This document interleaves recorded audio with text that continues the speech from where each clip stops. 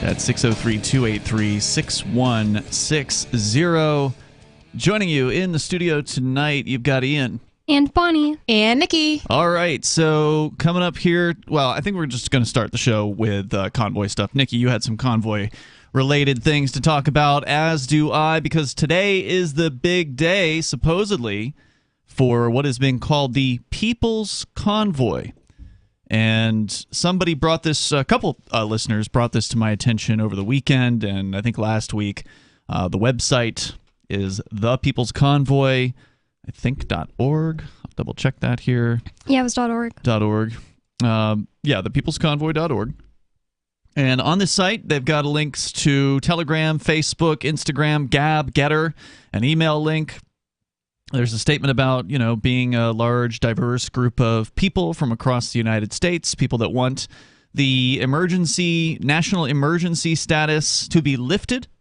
And then, they go on to talk about the Constitution, et cetera, et cetera. I didn't even realize there was something called the emergency status going on, like a national emergency status in the United States. I didn't even know. There's been emergency statuses in the United States for decades. I mean, I don't know if they ever actually repeal these things, but every time there's some excuse, they'll always declare a state of emergency because it allows them to claim that they don't need to pay attention to the Constitution anymore due to the state of emergency. I just didn't realize it was still going on. It probably is, but I mean, who keeps close track of when they actually end these things? Because they're constantly calling for them. They're constantly putting them in place. Yeah.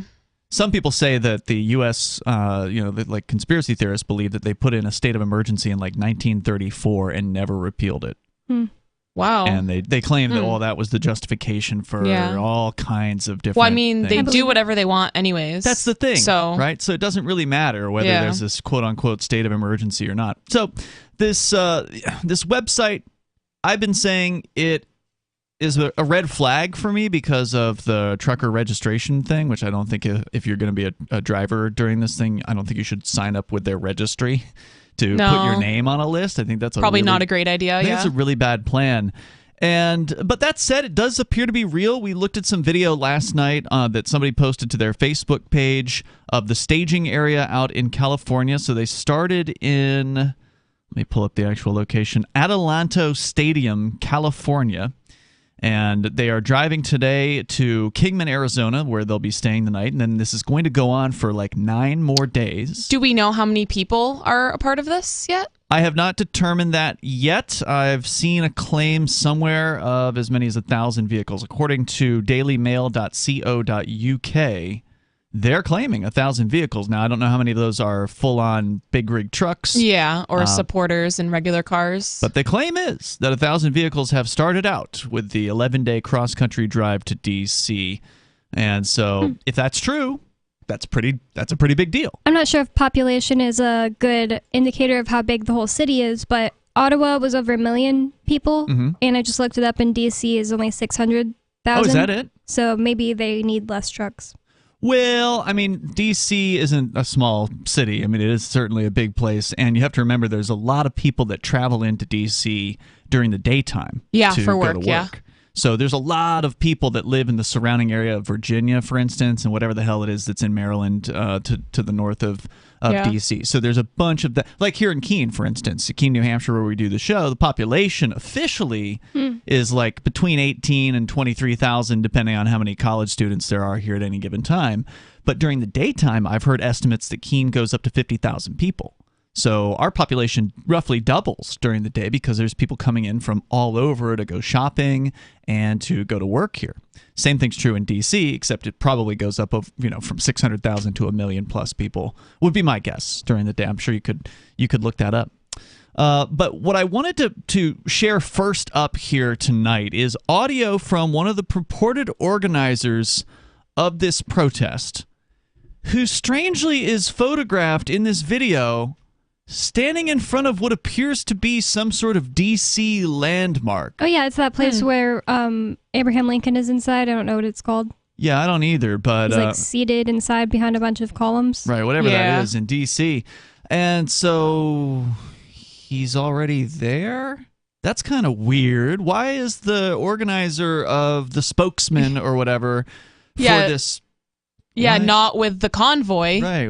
Well, let's play what he has to say here as he stands in front of a nighttime scene with the lights up on the building behind him, talking about what's going to be happening here as, again, this thing kicked off today. This message is for the President of the United States of America.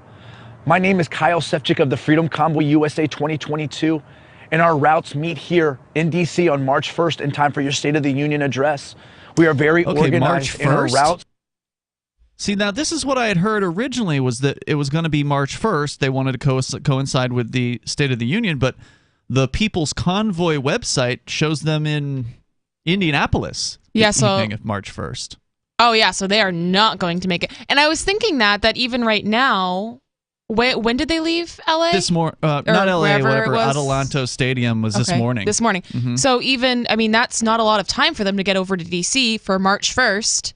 Especially once the bigger the convoy is, the longer stops are going to be, and it's just things take longer than it would if it was just me and my car alone going on a road trip cross country. Well, you know what I mean? You and your car alone, you got to sleep. Yeah, and so exactly. That's why they're doing overnight pauses in different cities along the way. So according to the People's Convoy website, this is going to take until Saturday, March 5th. This is an 11-day ride.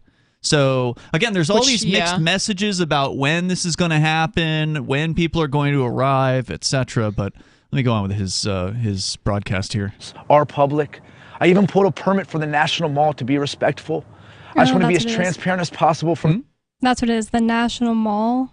Oh, I don't know if that's where he's seated. The National Mall is that the Lincoln Memorial is the one in front of with Abraham Lincoln. The Mall's was in front of it, right? The big lake and that's where the lake thing is. Yeah, the square or rectangular lake with the obelisk at the back.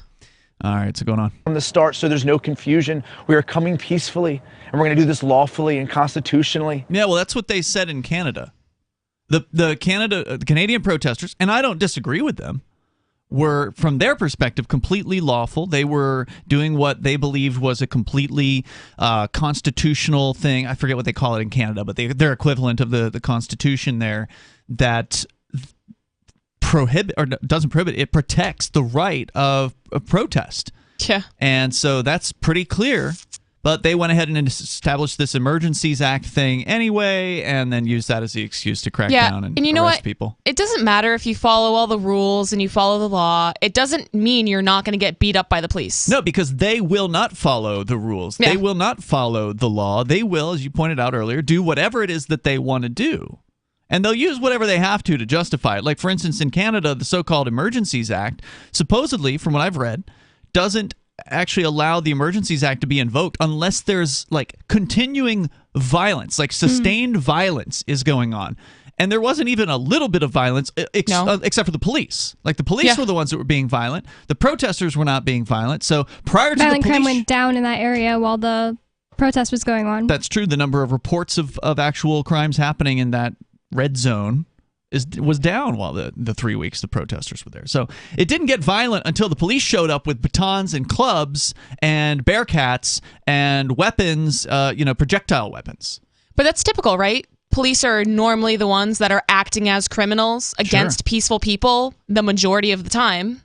And it's nothing new. And they know how to escalate things, and that's what they do. To me, I just think this is a bad idea to happen in the United States. It was an organic thing that happened in Canada, and it was pretty good for several weeks, and it was a good show of how much things have changed in the last 2 years. That probably wouldn't have happened at the beginning of COVID, but then we saw how the Canadian government handled it, and the United States government is way worse. So the U.S. government gang is definitely going to be prepared for this. They're already talking about moving in National Guardsmen. There's more coming up.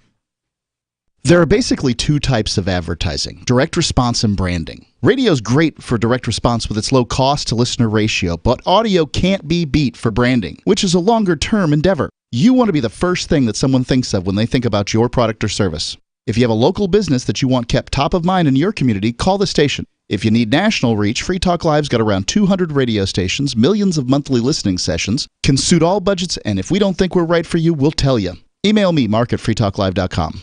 After a devastating war, the alien visitors were driven back, and their willing human collaborators were left behind to face the music.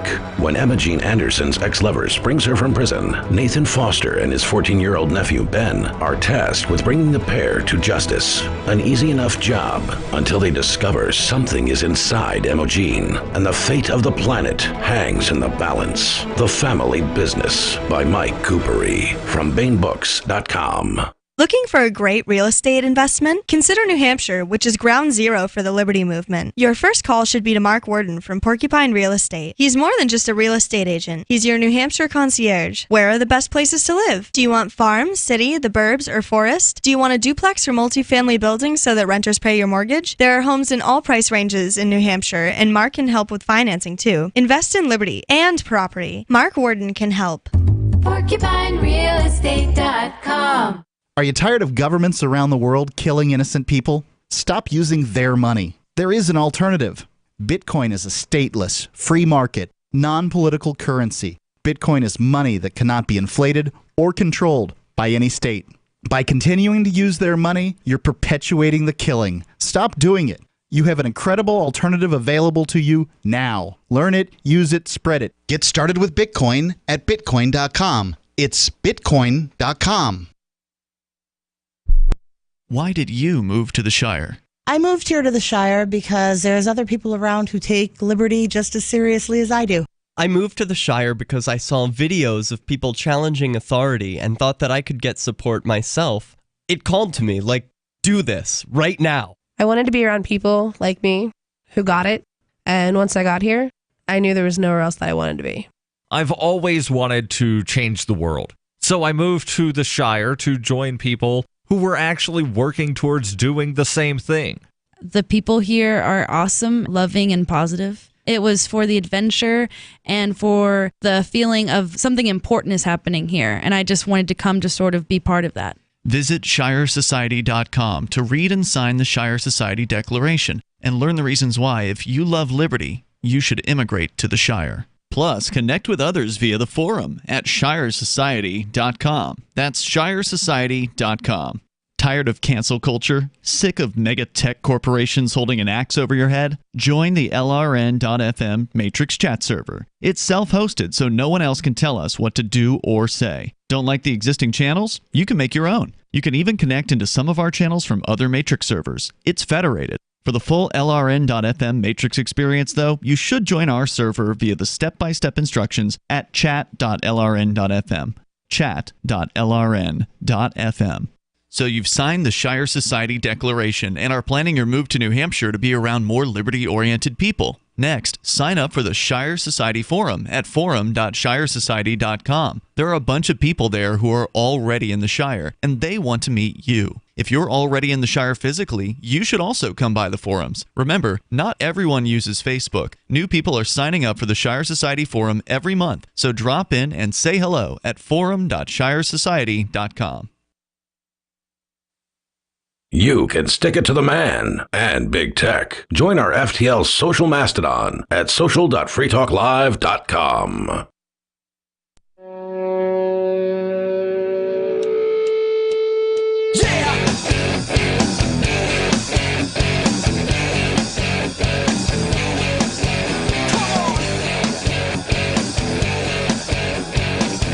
It is Free Talk Live. You can join us here. The number is 603-283-6160. So what we have determined in the last few minutes while we were on the break there was that there are at least two distinct convoys that are being announced and or starting. So one started today, this morning, in Adelanto Stadium, California. And they are going to go through March 5th and then arrive. So they're going for 10 or 11 days and then arrive in D.C. on March 5th.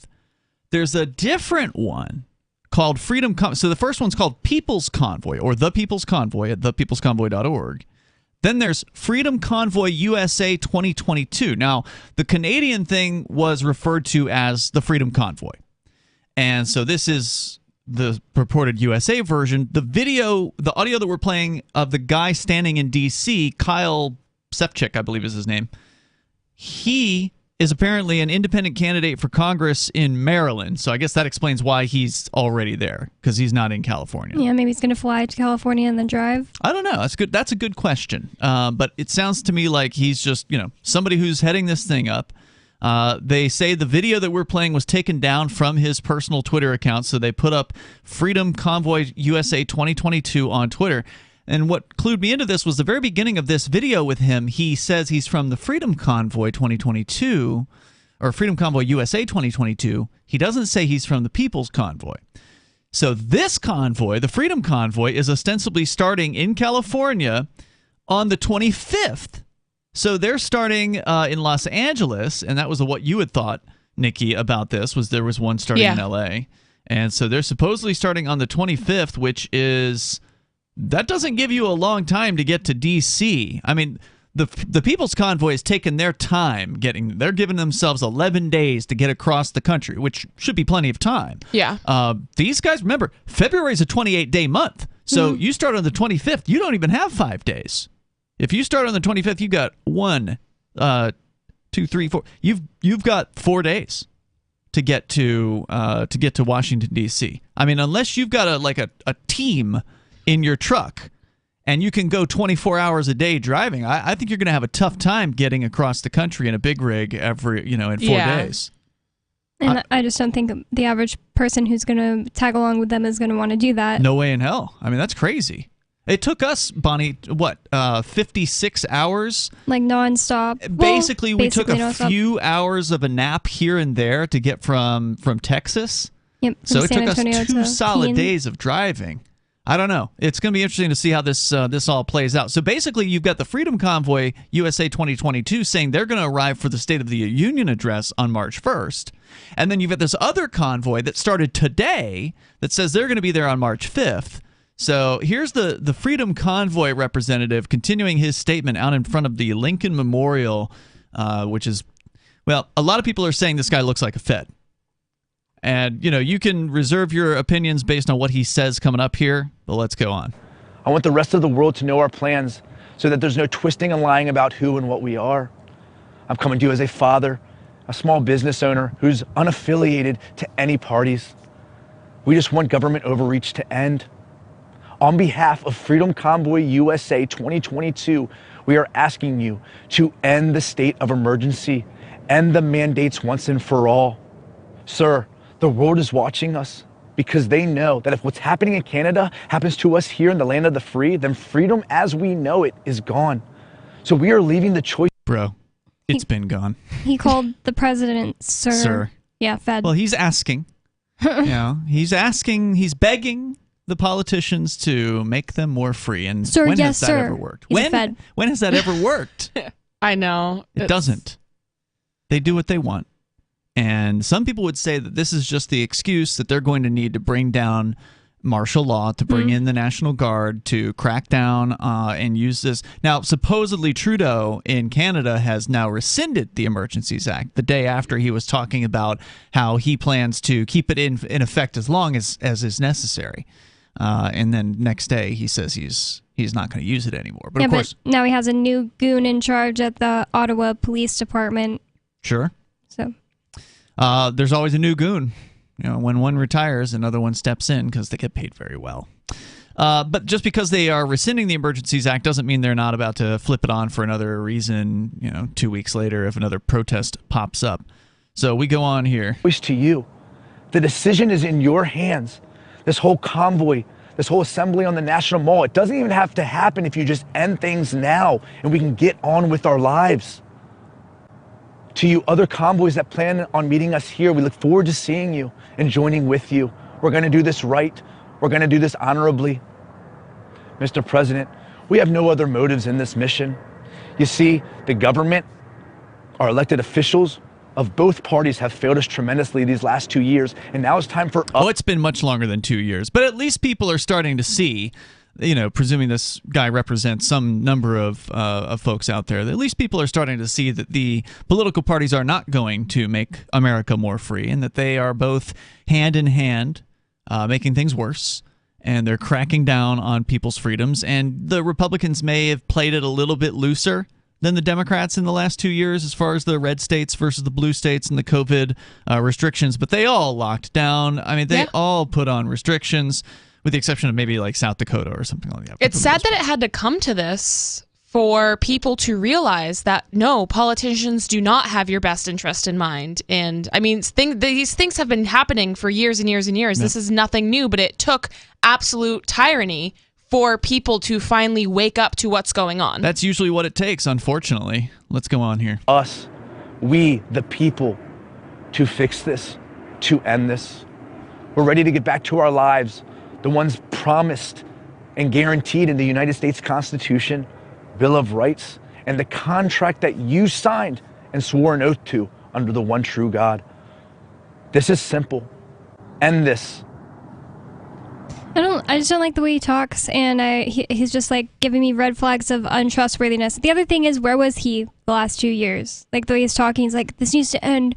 Our freedom was guaranteed to us by the one true God in the Constitution. But where was he 2 years ago? I've never heard this guy's name before. He just pops up out of nowhere. Well, I mean, there's a lot of people out there, Bonnie, and the odds that we would have heard of him are very, very slim. Well, he's running for something. I think we would have heard of him in 2020 if he was speaking out. He'd be like one of the only ones. I don't know. That's a good question. He says he's a business owner, so what's his business, and what did he do in 2020? Maybe he was cowering in 2020. Maybe he did what he was told, and then he finally got fed up. I don't know. Maybe he's not a Fed, but it's just this whole thing seems really weird. I hope it really works. I hope it works out for the people that join this thing. He's got 6,000 followers on his Twitter account at Kyle Sefcik, SEFCIK 4MD, the word 4. He describes himself as dad, MMA fighter, small business owner, community activist, and 2022 unaffiliated candidate for Maryland governor. So he's running for governor. And if you want to weigh in on this, your thoughts on the different convoys. One of them is the People's Convoy. That started today and is already on the road heading to Arizona. This one, the one we just played the video from, is Freedom Convoy USA 2022. And that one is supposedly starting on Friday and will be arriving in D.C. on the 1st. There's more coming up. You can share your thoughts with us here. This is Free Talk Live. So the protection of life, liberty, and property is what the Free State Project is all about. But it's an effort to move 20,000 people who understand. It's about demonstrating to the entire country that, yeah, we can have a free market, a truly free market. Making it just a freer, great place to live. It's the world's largest voluntarist libertarian community, and it's only getting bigger. That's amazing, to be able to move to a place where other people passionately believe in being free and independent. What the Free State Project is managing to do, though, is to put their money where their mouth is. It's physically getting up across the country and saying, let's go someplace and let's demonstrate the power of these ideas. There's a lot of kind of philosophy that surrounds liberty. There's a lot of thinking about it and talking about it. But here in New Hampshire, people are doing it. 101 Reasons Liberty Lives in New Hampshire, a documentary by Free State Project Early Movers. Watch it free at 101reasonsfilm.com. 101reasonsfilm.com.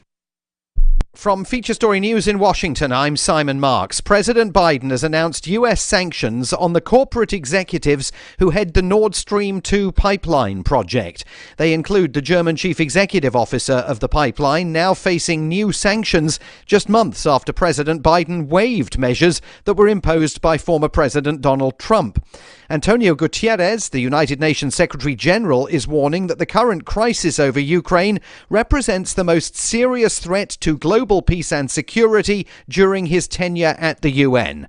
From FSN's bureau at the UN in New York, Will Denzelo reports. Antonio Guterres had a stark warning for the international community. If the conflict in Ukraine expands, the world could see a scale and severity of need unseen for many years. Ukraine's Minister of Foreign Affairs, Dmytro Kuleba, urged the international community to stand united. If the United Nations make a pivot right now to become a strong and proactive player in using all of its might and powers, I am confident that Russia will stop. In a strong rebuttal, Russia's representative at the UN accused Kiev of being the aggressors in the Donbass region and for violating the Minsk agreement, a point rejected by the US and its allies. In Kyiv tonight, as a national state of emergency came into force across Ukraine, President Volodymyr Zelensky told his countrymen that he now believes President Putin has approved a sweeping invasion. He urged Ukrainians to brace for an attack and, switching to Russian for part of his speech, urged people there to communicate their opposition to a war to the Kremlin. He said an effort to reach Vladimir Putin today had been met with silence. The European Union has formally approved a raft of sanctions targeting Moscow. With the details, FSN's Rebecca Bunden from our Brussels bureau. The EU is slapping asset freezes and travel bans on 351 members of the Russian parliament and 27 people and entities it describes as high profile. They include members of the Russian government and senior military officers. This is the first wave of sanctions on Russia that is being imposed by the EU as the crisis has escalated.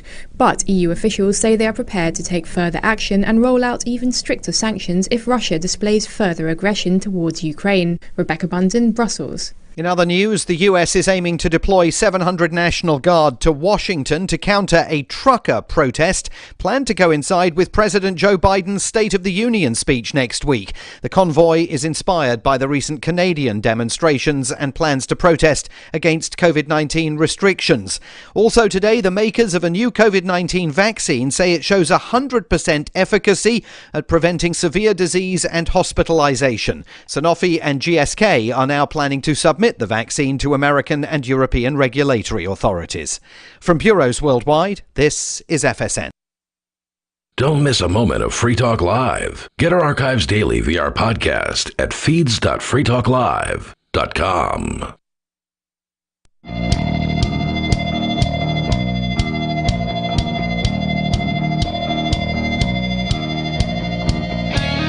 This is Free Talk Live. Phones are open. You can join the show. The number is 603-283-6160. That's 603-283-6160. Joining you in the studio tonight, it's Ian. It's Bonnie. And Nikki. And also want to make sure you know about Bitcoin.com. Get over to Bitcoin.com, click Get Started at the top of the page, and you can learn the basics about Bitcoin and Bitcoin Cash, cryptocurrency in general. It is an important concept, and there's a little bit of a learning curve involved. So go ahead and get started over at Bitcoin.com. If you're not brand new to crypto, then you can go to their news section over at news.bitcoin.com for the latest headlines on the world of cryptocurrency. And it is a very interesting and busy world that is only growing over time. It's once again news.bitcoin.com. We're looking at the different movements, the different convoys, one of which kicked off today in California at Adelanto Stadium, apparently.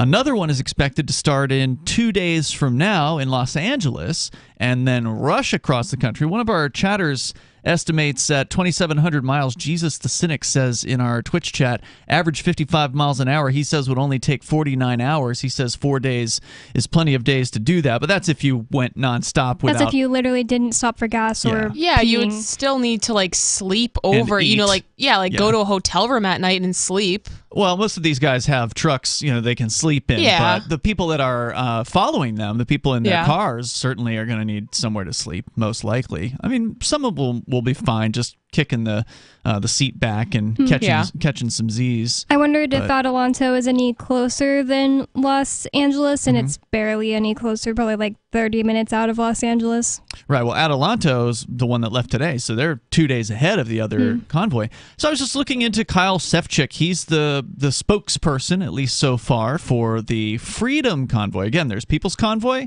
and then there's Freedom Convoy.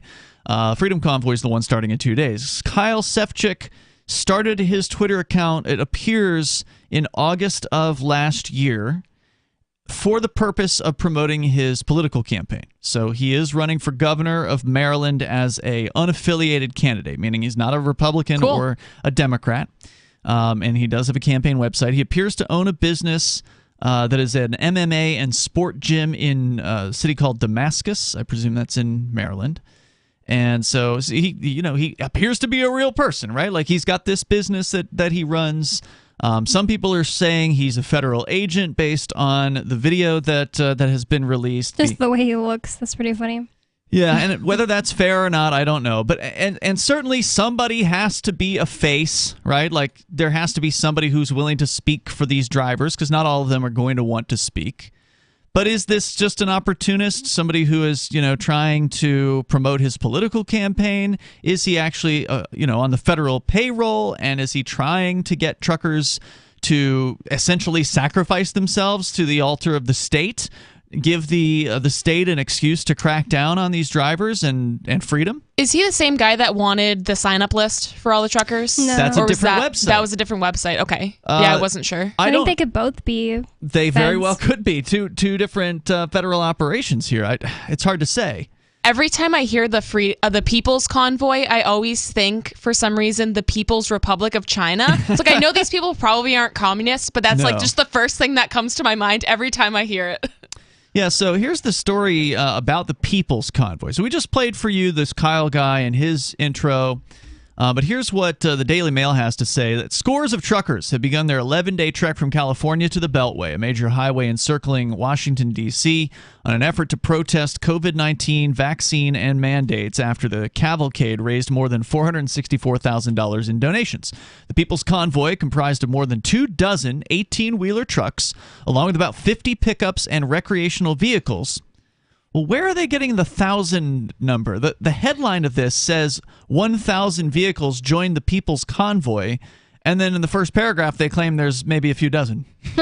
So maybe 1,000 is what their goal is? Maybe 1,000 have joined that sign-up It could be. That's a good point. Maybe it's clickbait. It could very well be. It is the Daily Mail, which is kind of a trashy publication. But they've called on the federal government to end the national emergency enacted at the start of the pandemic. And Joe Biden, of course, has extended that emergency, which was apparently... So you'd asked about this, Bonnie, about, when did the emergency, or did it get repealed? According to this article, Biden extended it as of last Friday. So it was set to expire next week. He has now extended it, saying that the COVID-19 pandemic continues to cause significant risk to the public health and safety of the nation. Inspired by the Canadian Freedom Convoy, which, as we know, included weeks of demonstrations and blockades that shut down border crossings into the United States, the People's Convoy argues that government has forgotten its place and seeks to advocate for all Americans impacted by unconstitutional restrictions. Approximately 25 separate convoys are expected to join the group in D.C., and the idea there is there's people coming from elsewhere, right? Like not everybody wants to travel to California to start driving. Yeah. So somebody's going to start one from, the Pacific Northwest. Somebody's going to start one probably from Chicago and New England and so on, Florida, etc. So they're coming from all over the place. Our trucker Ron Coleman from Reno, Nevada said, quote, "This is for our freedoms, our human rights. Enough is enough," he said as he prepared to make the 2,500-mile journey. What does the state of emergency in the U.S. do practically? It just gives them the excuse to say, we can do whatever we want now. I know that, but what are they doing with it? Is there anything that they're doing with it right now? Great question. I have no idea. Is that possibly why they are allowed to say that the truckers can't cross the border without being vaccinated? Another excellent question. If you know the answer to that, the number here is 603-283-6160. It's hard to believe that they wouldn't have done that without the state of emergency. I think they would have done it anyway. Yeah. I thought the point of the state of emergency was kind of for them to just put through orders without going through the proper channels. Because isn't that kind of like what happened? Yeah, which is true, but isn't that kind of what Sununu was doing here in New Hampshire when it was a COVID state of emergency? That's true. So yeah, at the least in the case of state governments, when they have their state of emergency, it puts more power in the hands of the executive office, and it takes power away from the Congress people or the whatever state legislature, and that shouldn't happen. Those statutes should be repealed. Now, in New Hampshire, they're trying to weaken those statutes to put more oversight on the governor when he does things like this, and they've had some success at doing that here, but they haven't repealed. Somebody needs to just repeal the state of emergency. Like, if it's that big of a deal, get the whole state legislature together, call a special emergency session, and have them make the decision, not this one man. That would put an extra check on this situation. Maybe the national state of emergency is basically just something for them to point at anytime they want to pass justify something. Oh, well, and we're in a state of emergency right now. Shane Klass, who traveled from Idaho to join the rally, he's another driver. He says, quote, "I think everybody's here for different reasons, but it all boils down to the same thing, freedom and liberty. It's time for our government to start understanding that people want that freedom in the Constitution back." Well, I mean, I really appreciate where he's coming from. Yeah. But I just don't think that it's ever going to happen. And do we have that freedom in the Constitution before 2020? No. Well, and that's the thing, right? People always love to talk about the Constitution. Yes. And it's because like, it sounds good. Yeah, but Rights? I like rights. People like rights. Freedoms. At the end of the day, it's just another piece of paper written by guys that died hundreds of years ago, Right. telling me what I should or should not be able to do. Well, technically, the Constitution actually tells the government what they should and should not Yeah. be able to do. It actually doesn't really set rules for people, per se. Yeah, it just says true. to the people calling themselves the state, thou shalt not violate these things, which they've proceeded to violate. Over and over. Yeah. Way before 2020 also. You can go through the Bill of Rights, and you can see that they violated them wholesale, like across the board, with the exception of maybe quartering soldiers. You know, that's the third Didn't they do that amendment. I don't know. I thought there was something that They people did claimed do they that did that after in New Orleans. Hurricane Katrina. Yeah, they did. So they have violated that one too. Yeah. But there's more coming up here. You can share your thoughts. The number 603-283-6160. We also should talk a little bit about Ukraine on the way here tonight, but more about the People's Convoy. Apparently there are dozens of drivers already on their way, and presumably they're going to be joined, right? So as these other ones come in from other parts of the country, they're all going to join into the same convoy and head to D.C. It's Free Talk Live. When you're coping with bad news and the news media come calling, and they will, don't clam up. As notorious political figures find out the hard way, the cover-up can be worse than the crime. So get out in front of unfavorable news about your company, your group, or organization, or yourself. The sooner you confront a negative story, the sooner it will be over. Responding as quickly to negative stories as you do to positive ones enhances your credibility. Hiding embarrassing information or lying will do more damage than damage control. Never stonewall. Tell your side of the story, use specifics, and detail what corrective action has already been taken. Respond in kind. If the issue is emotional, don't sound like a cold, unemotional Mr. Spock. For more tips on critical communication skills for the way things are now, hit survivalspeech.com. I'm Holland Cook.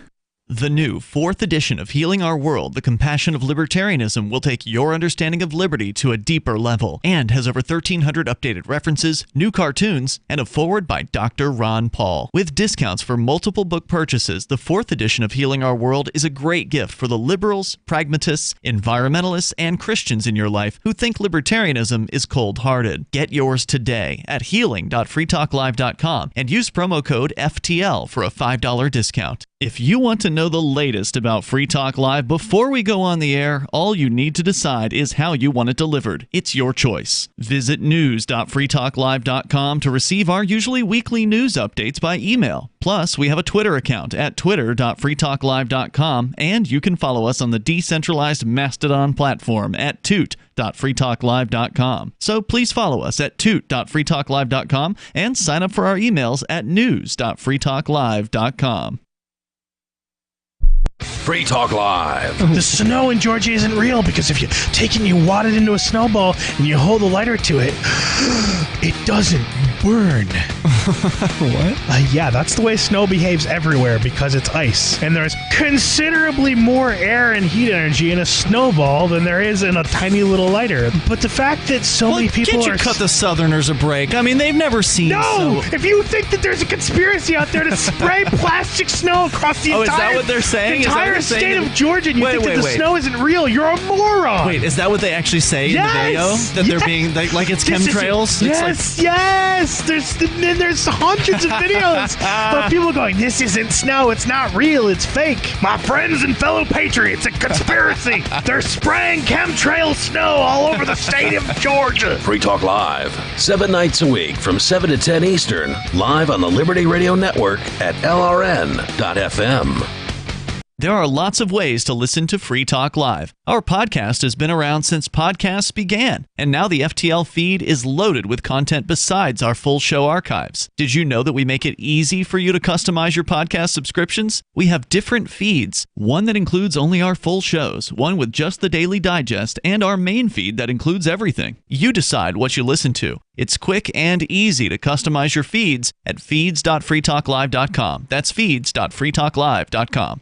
My name is Jacob Hornberger. I'm president of the Future of Freedom Foundation, which Congressman Ron Paul awarded for having an outstanding freedom website. Write us at fff@fff.org,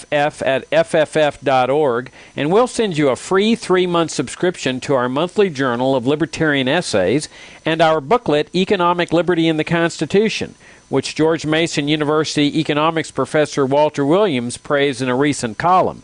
That's fff@fff.org. We're still not sure why you'd want to watch, but our video feed is streaming nightly for free at cam.freetalklive.com.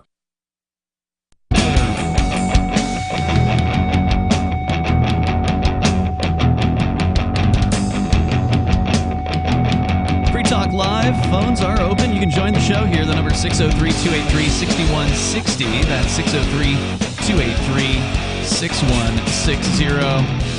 As always, you can bring up anything that you want to discuss. Of course, the Freedom Convoy, not the Canadian one, which has sadly come to an end after a violent crackdown by the Canadian police with I don't know how many hundreds, if not thousands, of officers swarmed into Ontario or Ottawa over the weekend and crushed the protest movement there, sadly.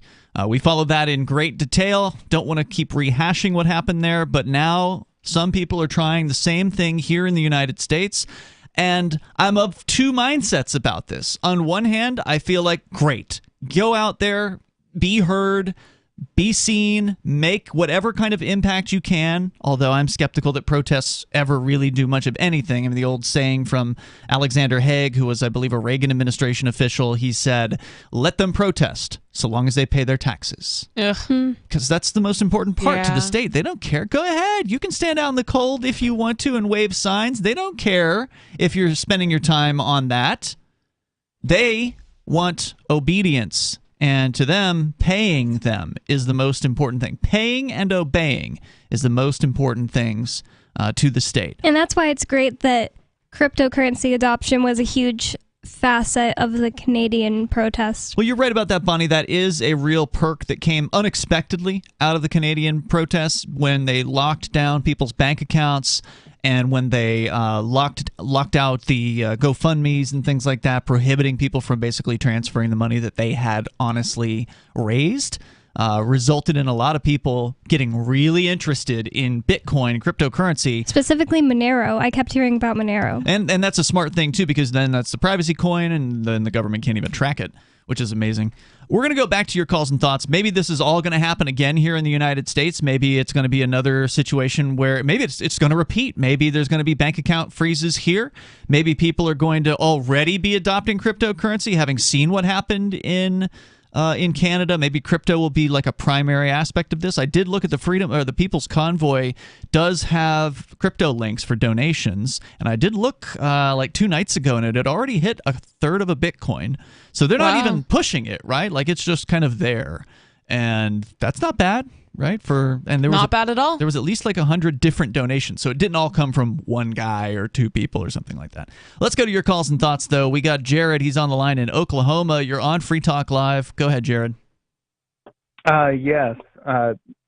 Apparently, the People's Convoy is going to be in Elk City, Oklahoma, staying the night here on Saturday. Is that near you? And yes. Okay. And I'm going to go out there and see what's what. Nice. Excellent. You should call back and let us know what's what. I will. Thank you. And I just cannot believe that this is not a Fed post. I agree. This is glowy. What do you think the goal is? Let's say it is a federal operation. Obviously, the people who are participating are not feds, right? Like the feds don't Maybe have not all of them. Hundreds of trucks. they can rally for this. So I think some of this is legitimate support. But what are they trying to do? Are they trying to get the most active, freedom-loving truckers, suspend their licenses, put them in jail? What's the goal of this thing? Have an excuse for martial law to be implemented? Yes, and all the above. All of them? Okay. It kind of reminds me of like January 6th, right? Yes. Which some people said was a federal operation. Yep. It seemed like it. And I've had friends that were there during that, and they were not violent. They were let into the Capitol. The only portion that was forced against by the state was on the south side via the escape tunnel from the Capitol. So they weren't letting people go in that way? No. But they're letting people go in everywhere else? Yes. So you think this thing was cooked up by the federal government? You think that the spokespeople are fed plants? This guy in Maryland, for instance? It's a high probability. I agree. I think that it's just they're trying to invoke enough people to go do this. It doesn't even have to be a lot of people, and they're going to use that as an excuse to crack down on those people, but also invoke some type of emergency. There's some kind of emergency, and people are rising up against the government. Again, just like January 6th, they're going to keep bringing up January 6th, and they're going to make new laws about it. Absolutely. Seems like a reasonable presumption. Go ahead. I also have another question Yeah. about libertarianism. Okay. I'm part of the LP here in Oklahoma, and I'm a firm believer in the non-aggression policy. But when does the point come when you must take action? What kind of action? Well, I don't want to insinuate violence or anything like that, but I'm saying that the government keeps encroaching and encroaching and encroaching, and also the radical left does the exact same thing. I think that the answer to the question is that peace is the way, and that if you go to violence, then you are acting like them. You are using the tool that they use. You're doing what they are hoping that you're going to do. Look, for instance, at examples of where people have gotten violent with the state. Every single time it results in mainstream media saying that, oh my God, look at these dangerous terrorists.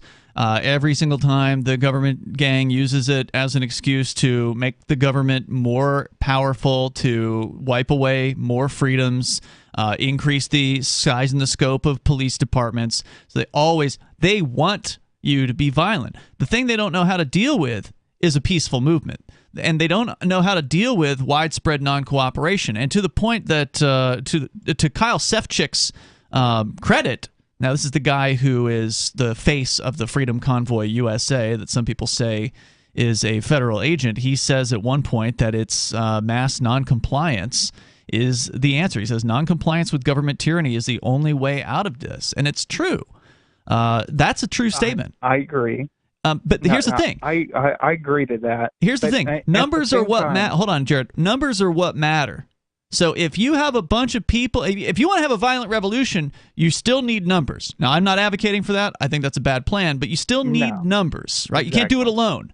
And the same thing's true of peaceful means as well. If you have enough people who are willing to non-cooperate, like those truckers up in Canada saying they're not going to pay the tickets. They're going to they want their day in court. They're going to clog the court system. If you've got enough people, you can do things like that. You can stop the state from being able to act by clogging, literally throwing yourself into the gears, the machinery of the state. Now, that's no fun. No one wants to sacrifice themselves. And I'm not advocating for self-sacrifice. I'm advocating for numbers, because if you have enough numbers, everything changes. And the reason why the police were able to do what they were able to do finally after 3 weeks in Ottawa is because they brought down overwhelming numbers on those people. That's what it took. Plus, they had tools of violence as well that kind of tipped to scales in their favor. But if you have enough people who are willing to say, no, I'm not going to obey, no, I'm not going to pay, Those are very, very powerful positions, and the state cannot do anything. If you've got enough people saying, I'm not paying taxes,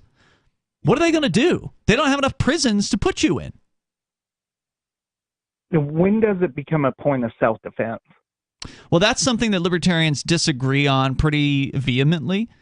There may be 3 different opinions in this room on that particular question. I understand the argument that, oh, well, the government's always violating your rights, so therefore you have a right to self-defense. Okay, I see the argument, but the realistic view on that is that's not a very good plan. It's not going to work out likely in your favor. Yeah, if you're interested in self-preservation, sending bombs to government buildings is probably just going to get you put in a jail cell. Well, exactly. Timothy McVeigh was right. POS, frankly. But I mean, it winds up becoming to the point to where, what do you do? It seems like the government has cornered us into no way out. That's what they want you to feel, right? I mean, and I understand why people feel that way. But as of right now, and Jared, thanks for the call tonight. Good questions. As of right now, there is still a way out. Like, you're not trapped in Oklahoma. You can still go somewhere else. And a lot of libertarians who agree with the non-aggression principle, as you stated, are moving to New Hampshire because numbers matter. Because when we have numbers, we can not only successfully non-cooperate and commit civil disobedience, but we can also start winning elections. So there's so many different peaceful options that a lot of people won't consider because they feel trapped, like he's talking about. They feel like the walls are closing in and the state is closing in and, my God, I have to get violent, they'll think. And then, no, there are peaceful options. You just have to be willing to see them. More coming up. What if you want to hear the latest episode of Free Talk Live, but all you have is your phone, you forgot to download our archive, and you have no data connection? You can call our Listen line at 641-793-0191. That's a long-distance number, so you may incur charges. If not, listen as long as you want. 641-793-0191. The Free Talk Live Listen line, 641-793-0191. Do you feel like your nation, state, or community no longer holds your values? Have you dreamt of a place where people agree that liberty is important and are free to pursue their projects so long as they respect the property of others? There are many people just like you that are discovering freeprivatecities.com. Their social media links are at the upper right of the page at freeprivatecities.com. All skill levels will be needed when the first of the Free Private Cities opens. It's sooner than you think. Stop arguing and build. freeprivatecities.com. Is oral health important to you? If you don't like your own teeth, fresh breath, or kissing people, then by all means stop listening. Several years ago, I met Jessica Armand, founder and CEO of My Magic Mud, and I became passionate about the product that she created and never want to live without it. It's clinically proven to whiten teeth, but I find it does much more. They want you to love My Magic Mud as much as I do, so they're giving you a money-back guarantee plus 20% off. Go to mymagicmud.com and use coupon code FTL20 at checkout. mymagicmud.com, FTL20. Tired of cancel culture? Sick of mega tech corporations holding an axe over your head? Join the LRN.FM Matrix chat server. It's self-hosted, so no one else can tell us what to do or say. Don't like the existing channels? You can make your own. You can even connect into some of our channels from other Matrix servers. It's federated. For the full LRN.FM Matrix experience, though, you should join our server via the step-by-step instructions at chat.lrn.fm. chat.lrn.fm. You're listening to the live edition of Free Talk Live. Hour number 2 is next after the news here on the Liberty Radio Network at LRN.FM. From Feature Story News in Washington, I'm Simon Marks. President Biden has announced U.S. sanctions on the corporate executives who head the Nord Stream 2 pipeline project.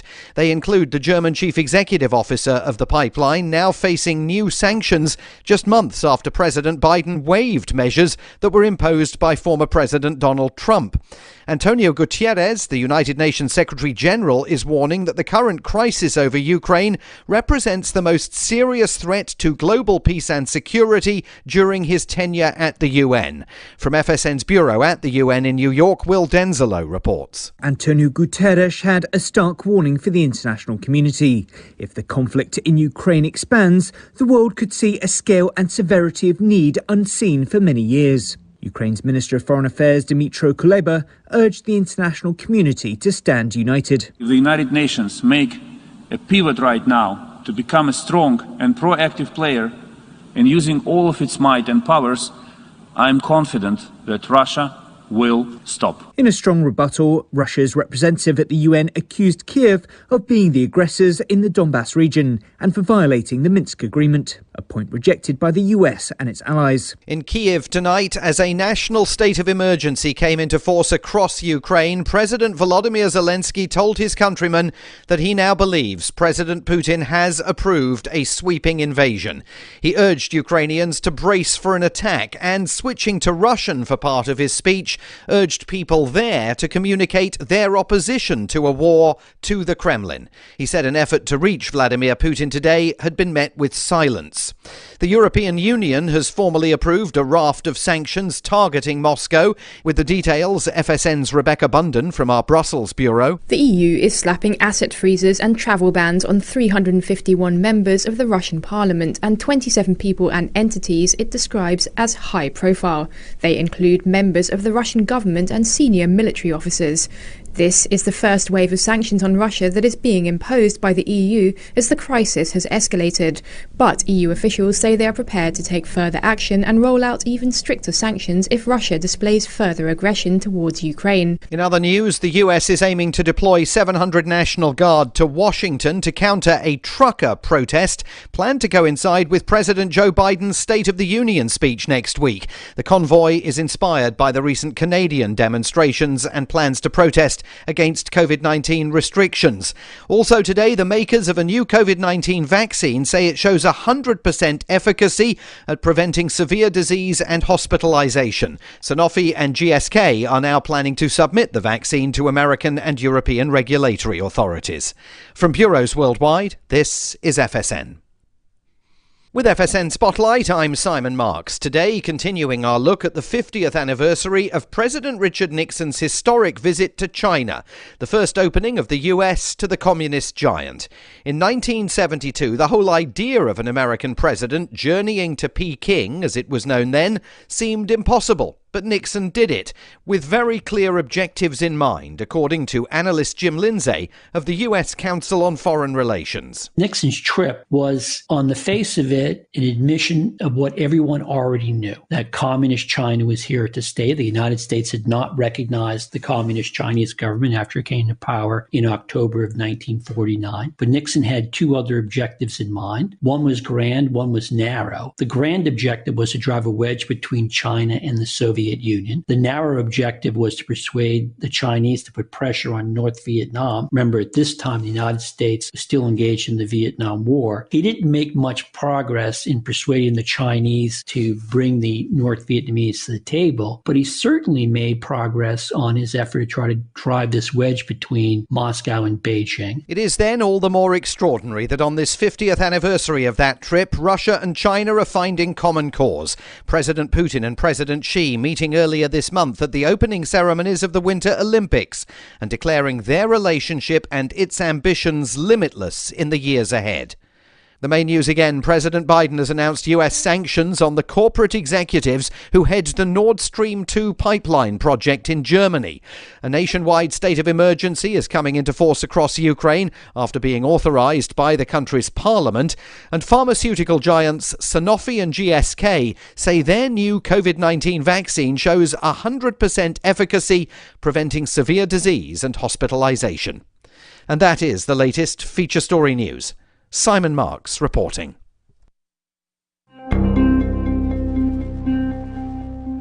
Shortly after being fired from his coding position at a downsizing tech firm, 34-year-old Irvine native Sam Morrison told reporters Monday that he believed he had finally achieved the sort of work-life balance for which he has long strived. Ever since I got fired, it just seems like my whole entire routine is just clicking.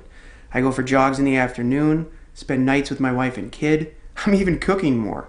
Everything just feels right. Morrison, who since his termination has found time to pick up reading again, eat a healthy diet, and sleep more than 5 hours a night, noted that his unemployment has allowed him to find a level of harmony in his personal life that he never before thought possible. For a while there, I thought that I was going to spend the rest of my life constantly worrying about getting to the office on time and pleasing my boss. Outside of the late payments on the house, the mounting credit card debt, the rapidly depleting savings, my life is essentially stress-free.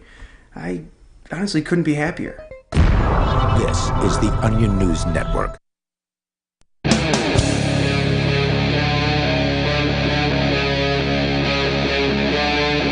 Free Talk Live. Free Talk Live. Phones open here. You can join the show. The number is 603-283-6160. That's 603-283-6160. And in the studio with you tonight, you've got Ian. And Bonnie. And Nikki. So, in the first hour of the show, we started talking about the different convoys that are expected to and have started here in the United States. One of them, the People's Convoy. Their website, thepeoplesconvoy.org, launched in California today at Adelanto Stadium. And I watched some video footage yesterday of the people preparing the sort of the staging for this launch. There was a ton of like food product that they brought with them, so I imagine they're going to be setting up food tents just like they did in Ottawa, just giving away food to anybody that shows up. Apparently, they've raised nearly $500,000 already through the peoplesconvoy.org fundraiser. And again, this thing is just getting off the ground. They started this morning and will be camped out in Arizona overnight. It's going to be an 11-day journey for them. But then there's the Freedom Convoy USA 2022, which is going to take 4 days to go across the country. So they're going to try to do it in half the time. They're starting in 2 days from now, starting in Los Angeles. And of course, there's other legs of this journey that are coming from other parts of the country, all supposedly to arrive within Washington, D.C. Some say as soon as the 1st. The Freedom Convoy says they're targeting the 1st, which is the same day as the State of the Union address, Biden's first State of the Union address. And it's Justin Bieber's birthday. Really? And then others saying they're going to show up as late as the 5th of March. So it's going to be interesting to see how all this plays out. Some people are saying this seems like a federal plot from top to bottom to try to, give an excuse for more martial law kind of crackdowns, to freeze people's bank accounts. So I want to continue to look at this, and of course we're willing to take your thoughts. Happy to take your thoughts if you want to join in here. 603-283-6160. Joe is in our YouTube chat. He says cryptocurrencies are the ultimate form of non-compliance, because we were just talking about how when you have large numbers of people, you can do a whole lot more. Like the last caller that we had said he was feeling cornered. He was feeling like the government gang just keeps on pushing and backing him into a corner, and that people have this feeling. I get it. That's one of the reasons why I moved to New Hampshire in 2006 when I heard about the Free State Project. I heard about the Free State Project probably in 2002 and signed up for it. And maybe I heard in 2001. Anyway, I signed up for it in like 2002. The Free State Project chose New Hampshire as its destination in 2003, and I started making plans to move and made the move up here in 2006, and I'm so glad I did. I mean, like you said, there are power in numbers, and it's also just nice to live in a place where there's like-minded individuals and you don't feel so alone. That's a huge thing. It's huge, yeah. And I don't know if people really understand how big of a deal that is. Yeah. Like, people feel alone out there. A lot of libertarian types feel very, very alone, and that's because they are. Like, their family doesn't understand them.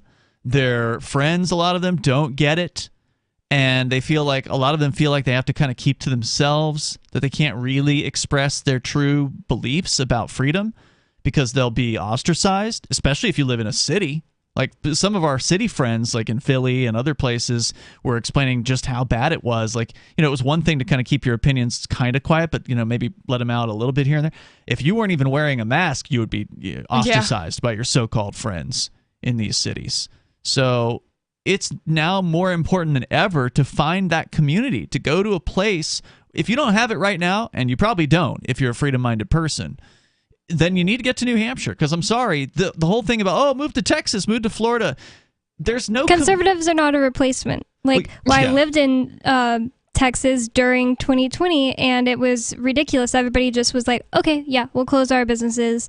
And it's just not like the Texas of maybe olden times. It's just not the same because to anymore. them, law and order means obedience, doing what you're told. And it's hard to keep your business open, like referring to, what you were referring to in the beginning of the pandemic, like where a lot of businesses were closing. It's hard to stay open when you don't have the support of the community. And you just have that here in New Hampshire. Right. You have a community that will support you and your business in whatever endeavor you are doing. And people, if you have a business, you have people that might actually want to spend crypto there in real money instead of fiat currency. Right. And another way that crypto is the ultimate form of non-compliance is that you're not paying taxes on every single thing you buy. You're not giving the government money every time you buy a thing. Unfortunately, most business owners are probably paying the tax. So like here in New Hampshire, even though there's not a sales tax, there's like food tax. So or like a prepared meals, I should say. You're not going to pay a tax at the grocery store, but if it's a prepared food, there is a tax on that. Well, you're not paying a sales tax whenever you give somebody cryptocurrency. Well, that's true in New Hampshire, but in other places, that's just because New Hampshire doesn't have a sales tax. In other places, businesses that accept crypto are still collecting tax, and they're still remitting that tax to the taxing bureaucracy, presumably, unless they're not, which is awesome. Unless they're just not reporting their crypto, that would be a good idea. That would be good, but if there's any sort of automated system behind their sales, then it's going to be hard to fudge that, basically. So most businesses at least want you to believe that they're paying the tax. If you're just like buying something from your punished. friend, you don't have to pay sales tax. Yeah, keep it local. For sure. So you want to weigh in here, the number is 603-283-6160. But you move to a place where you actually have a libertarian network, where there's actually libertarians that own and operate businesses, and people that want to get our business because we are an economic, we've got some economic strength here. There are enough people, there are people buying houses, moving up here constantly. We had a record number of movers here to New Hampshire in 2021. And I get a lot of people are moving to Florida. Florida, the quote-unquote free state. It's a load. And I'm telling you that as somebody who lived there for 26 years, and it's worse now than it was when I was living there. The government gang... Yeah, they may not be as bad in Florida as some other states. For instance, Florida is another state that doesn't have an income tax. Okay, so there's that. They certainly have a sales tax, and some places are even worse than others in Florida because the counties get to decide how much the sales tax is. So there's like the state level floor, which last time I was there was like 6%, but last time I was there was some counties doing 8%. So there's definitely a sales tax in place there, and there's a ton of gun regulations in Florida. You cannot just, like here in New Hampshire, you've got concealed carry without a permit. That is not the case in Florida. There's like this huge stack of paperwork that you have to get through just to apply for the concealed carry permit there, and it's just ridiculous. I'm sure I could go on about why Florida's a bad plan, but the number one reason why, it's also a police state. War on drugs state. Big time. That governor there has never seen a pro-police law that he didn't like. He is a back the blue police statist through and through. Yeah, he might have been good on masks. Okay. But he's a police statist. That's another thing about Texas that annoys me is now people are saying like, oh, there's not masks here anymore. Like some of my friends insinuated like, oh, there's not masks here anymore. You're going to move back? And it's just like, I'm not going to move to a place that at a flip of a dime, my entire life was just over because there was a cold. It can happen again if it happened once. And it's also not just about the masks. Yeah. Like there is so much more to this than COVID and the masks and the vaccines and stuff. Like there is so much more to this. So having that community is something we have here of not just libertarians, but voluntarists and liberty-loving anarchists that does not exist in Florida. It certainly doesn't exist in Texas, and it never will. And the reason why is because Texas and Florida are humongous, and they're highly populated. These are places with over 20 million people per state. I don't remember offhand what number in the 20s. I think it might be like 26 for Florida and 29 or something for... It's a lot of people in these states. And they're also physically large. So even if there were, even if 100,000 libertarians moved to Florida, it still would be nothing. Yeah, isn't there like a metropolitan area of like 5 million for Miami? Probably. That sounds right. Miami's a humongous city. I heard somebody say the other day they thought Miami could become a free city, and it's like, what are you talking about? Have they been to Miami? Right. It's one of the biggest cities on the planet. Cities are not free places in general. And Miami just sucks. You have to have numbers. And the Free State Project targeted 20,000 people to move to New Hampshire. We need more. That would be nice if we could have more. We're still working towards that 20,000. We had 20,000 signed, but 20,000 haven't moved. So we need to get tens of thousands more freedom lovers here, but we already have a few thousand, and they've already made a huge impact because we can all be together relatively easy here in New Hampshire. It's an hour's drive from here to the state capitol. There's more coming up. Free Talk Live. There are basically two types of advertising, direct response and branding. Radio's great for direct response with its low cost to listener ratio, but audio can't be beat for branding, which is a longer term endeavor. You want to be the first thing that someone thinks of when they think about your product or service. If you have a local business that you want kept top of mind in your community, call the station. If you need national reach, Free Talk Live's got around 200 radio stations, millions of monthly listening sessions, can suit all budgets, and if we don't think we're right for you, we'll tell you. Email me, mark@freetalklive.com. When a lunar observatory detects a radio broadcast originating from Proxima Centauri, the nations of Earth discover their first contact with an alien race may also be their last. With the Proximans facing an extinction-level disaster, Earth must choose between sending a ship on a multi-year journey or allowing nature to take its course. Saving Proxima, a hard science fiction thriller by Travis S. Taylor and Les Johnson from BaneBooks.com. Looking for a great real estate investment? Consider New Hampshire, which is ground zero for the Liberty Movement. Your first call should be to Mark Worden from Porcupine Real Estate. He's more than just a real estate agent. He's your New Hampshire concierge. Where are the best places to live? Do you want farm, city, the burbs, or forest? Do you want a duplex or multifamily building so that renters pay your mortgage? There are homes in all price ranges in New Hampshire, and Mark can help with financing too. Invest in liberty and property. Mark Worden can help. PorcupineRealEstate.com. Are you tired of governments murdering people around the world? Stop using their money. There is an alternative. Bitcoin is a stateless, free market, non-political currency. Bitcoin cannot be inflated or controlled by any government. By using their money, you are helping the state. Stop doing it! You have an incredible alternative available now. Learn it, use it, spread it. Get started with Bitcoin at bitcoin.com. That's bitcoin.com. I've been told no in many different ways. I give you an order and you're going to obey it. George, you can go this way. You can't do that and you have to leave here. You cannot bring signs into the rally. Walk with me. Well, I'm comfortable here, actually. Whoa. Hey.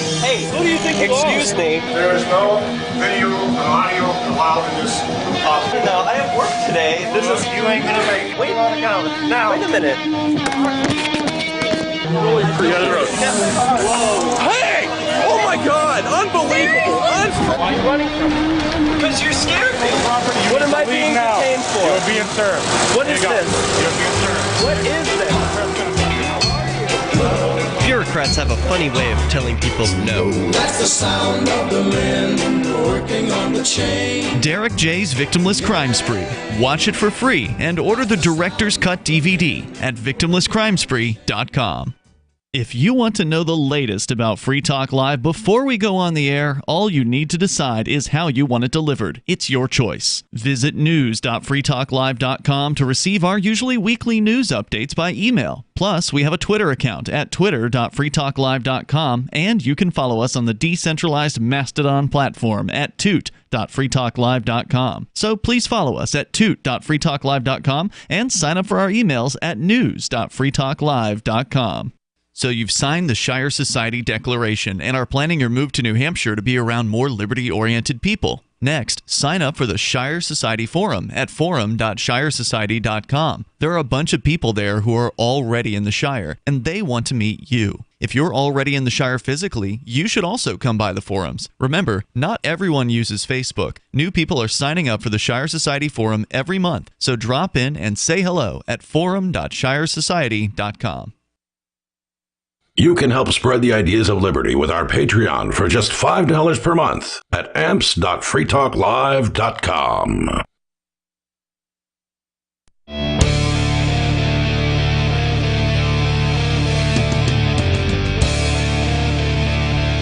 Talk Live. Phones are open. You can join us here, 603-283-6160. That's 603-283-6160. With you in the studio tonight, it's Ian. And Bonnie. And Nikki. So you can bring up anything you want.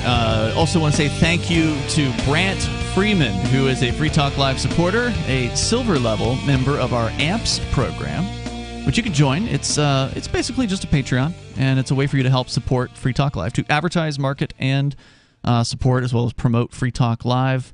That's what AMPS stands for. You can learn more about it at amps.freetalklive.com, amps.freetalklive.com. You get some cool perks. And once again, thanks to Brant for supporting us over there for as little as $5 a month.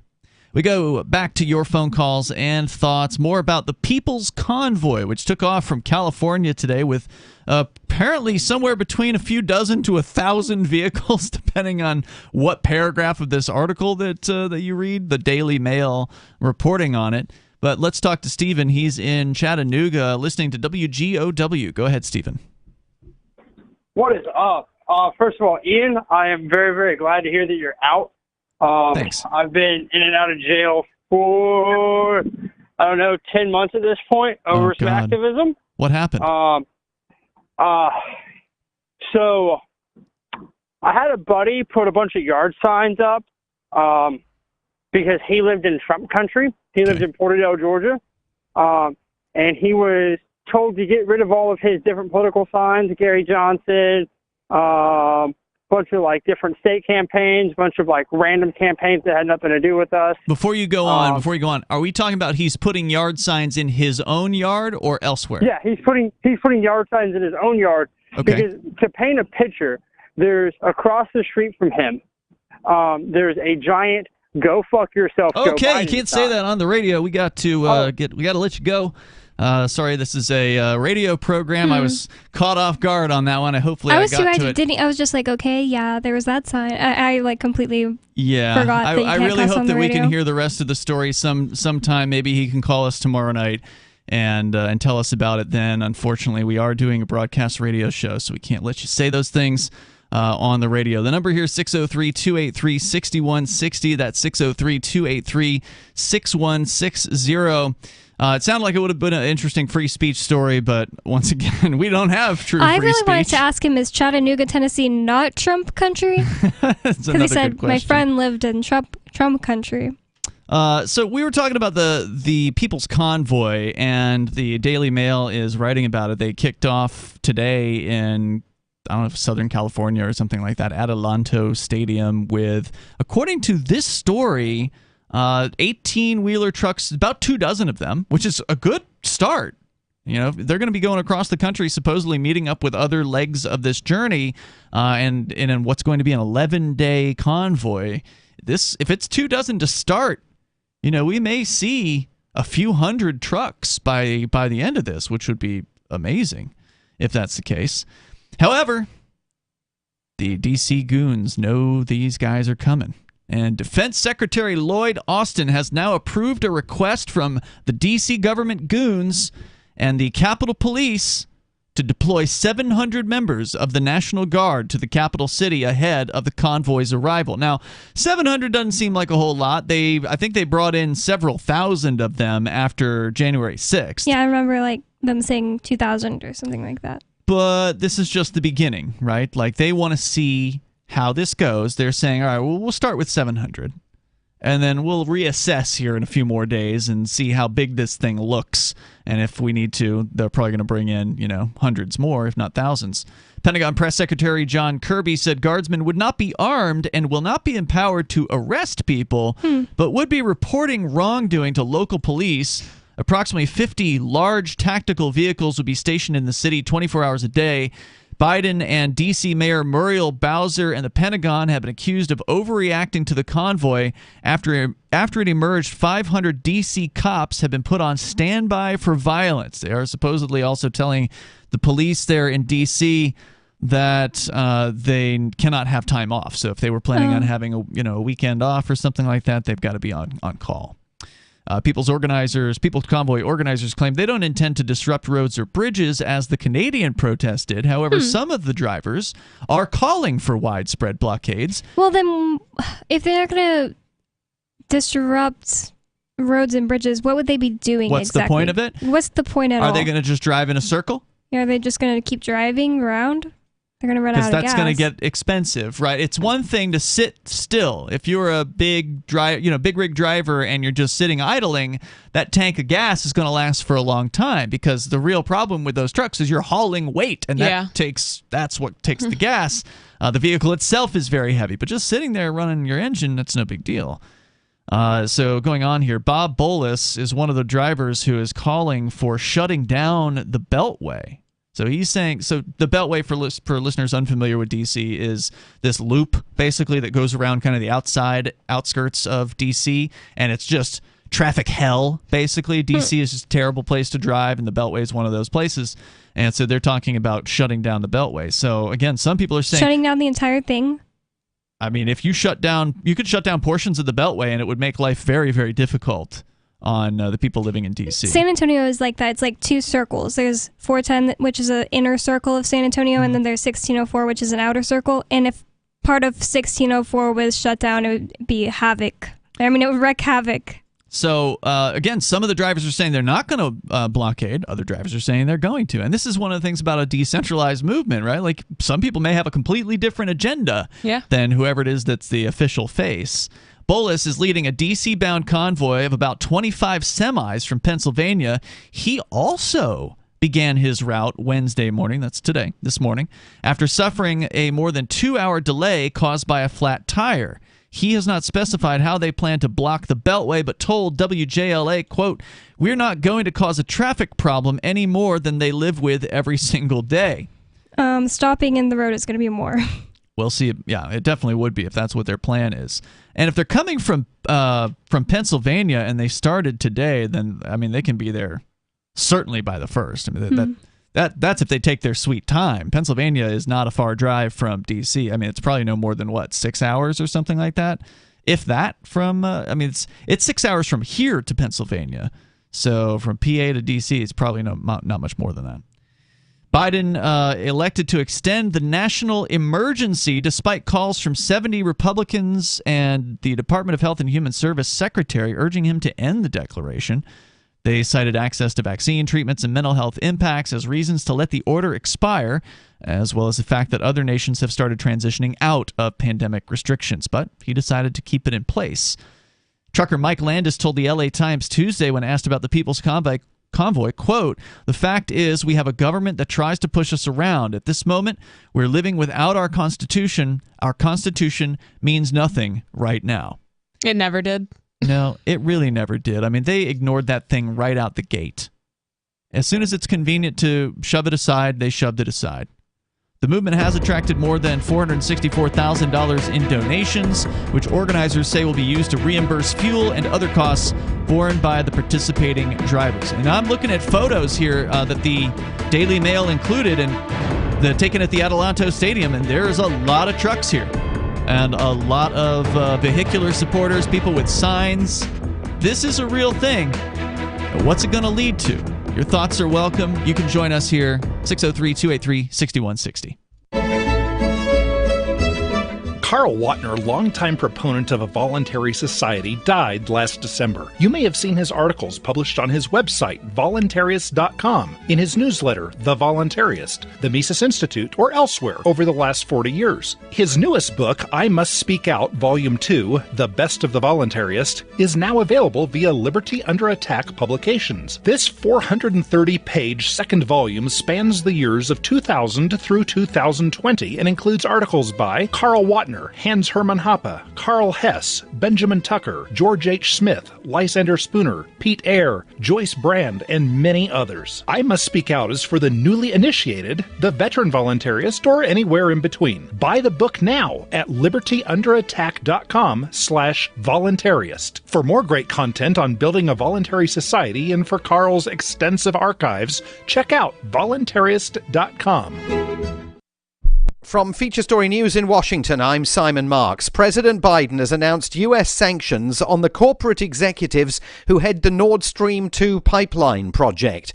They include the German chief executive officer of the pipeline, now facing new sanctions just months after President Biden waived measures that were imposed by former President Donald Trump. Antonio Guterres, the United Nations Secretary General, is warning that the current crisis over Ukraine represents the most serious threat to global peace and security during his tenure at the UN. From FSN's bureau at the UN in New York, Will Denzelo reports. Antonio Guterres had a stark warning for the international community. If the conflict in Ukraine expands, the world could see a scale and severity of need unseen for many years. Ukraine's Minister of Foreign Affairs, Dmytro Kuleba, urged the international community to stand united. If the United Nations make a pivot right now to become a strong and proactive player in using all of its might and powers, I am confident that Russia will stop. In a strong rebuttal, Russia's representative at the UN accused Kiev of being the aggressors in the Donbass region and for violating the Minsk agreement, a point rejected by the US and its allies. In Kiev tonight, as a national state of emergency came into force across Ukraine, President Volodymyr Zelensky told his countrymen that he now believes President Putin has approved a sweeping invasion. He urged Ukrainians to brace for an attack and, switching to Russian for part of his speech, urged people there to communicate their opposition to a war to the Kremlin. He said an effort to reach Vladimir Putin today had been met with silence. The European Union has formally approved a raft of sanctions targeting Moscow. With the details, FSN's Rebecca Bunden from our Brussels bureau. The EU is slapping asset freezes and travel bans on 351 members of the Russian parliament and 27 people and entities it describes as high profile. They include members of the Russian government and senior military officers. This is the first wave of sanctions on Russia that is being imposed by the EU as the crisis has escalated. But EU officials say they are prepared to take further action and roll out even stricter sanctions if Russia displays further aggression towards Ukraine. Rebecca Bunden, Brussels. In other news, the US is aiming to deploy 700 National Guard to Washington to counter a trucker protest planned to coincide with President Joe Biden's State of the Union speech next week. The convoy is inspired by the recent Canadian demonstrations and plans to protest against COVID-19 restrictions. Also today, the makers of a new COVID-19 vaccine say it shows 100% efficacy at preventing severe disease and hospitalization. Sanofi and GSK are now planning to submit the vaccine to American and European regulatory authorities. From bureaus worldwide, this is FSN. Yep, we still do email. Drop your email address in the entry box at freetalklive.com and you'll be kept in the loop with Free Talk Live.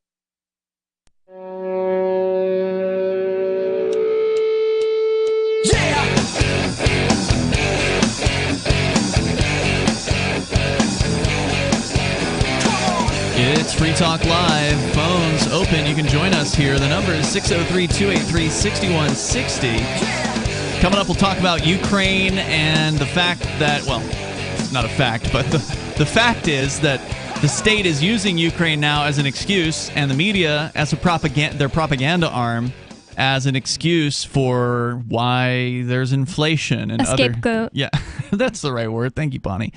So there's more coming up here that doesn't have to do with the Freedom Convoy, but we're still in the midst of that story with the People's Convoy on the road as we speak, heading to northern Arizona, which is where our next caller is. We've got Dave on the line in Arizona. He's listening to K-Talks out of Needles, California, so right up there in the corner area of northwest Arizona. And Dave, you say that is the destination, or your area tonight is the destination for the People's Convoy, which left earlier today out of Adelanto Stadium in California. Welcome to Free Talk Live. Hey, how you doing? Good. What do you want to talk about? Go ahead. Well, I was driving home. The convoy itself hasn't arrived there yet, but there is a gob of people there at the assembly point. Really? And for me, it's getting a little chilly. It's trying to snow, and we're like in the desert. Wow. That's not supposed to happen. Mm-hmm. But so I came home to stay warm. But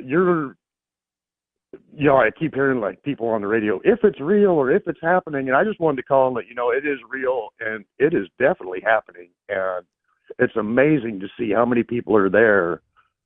in support. Tell me about this, because I'm looking here at the peoplesconvoy.org, and the routes aren't real specific. It just says arrive in Kingman, Arizona for overnight stay. How do you know where they're going to be staying? Is it just obvious? To be honest with you, it was a challenge. I was listening to, because media's trying to bury this, but they're not going to be able to. In fact, yeah, the cat's out of the bag today.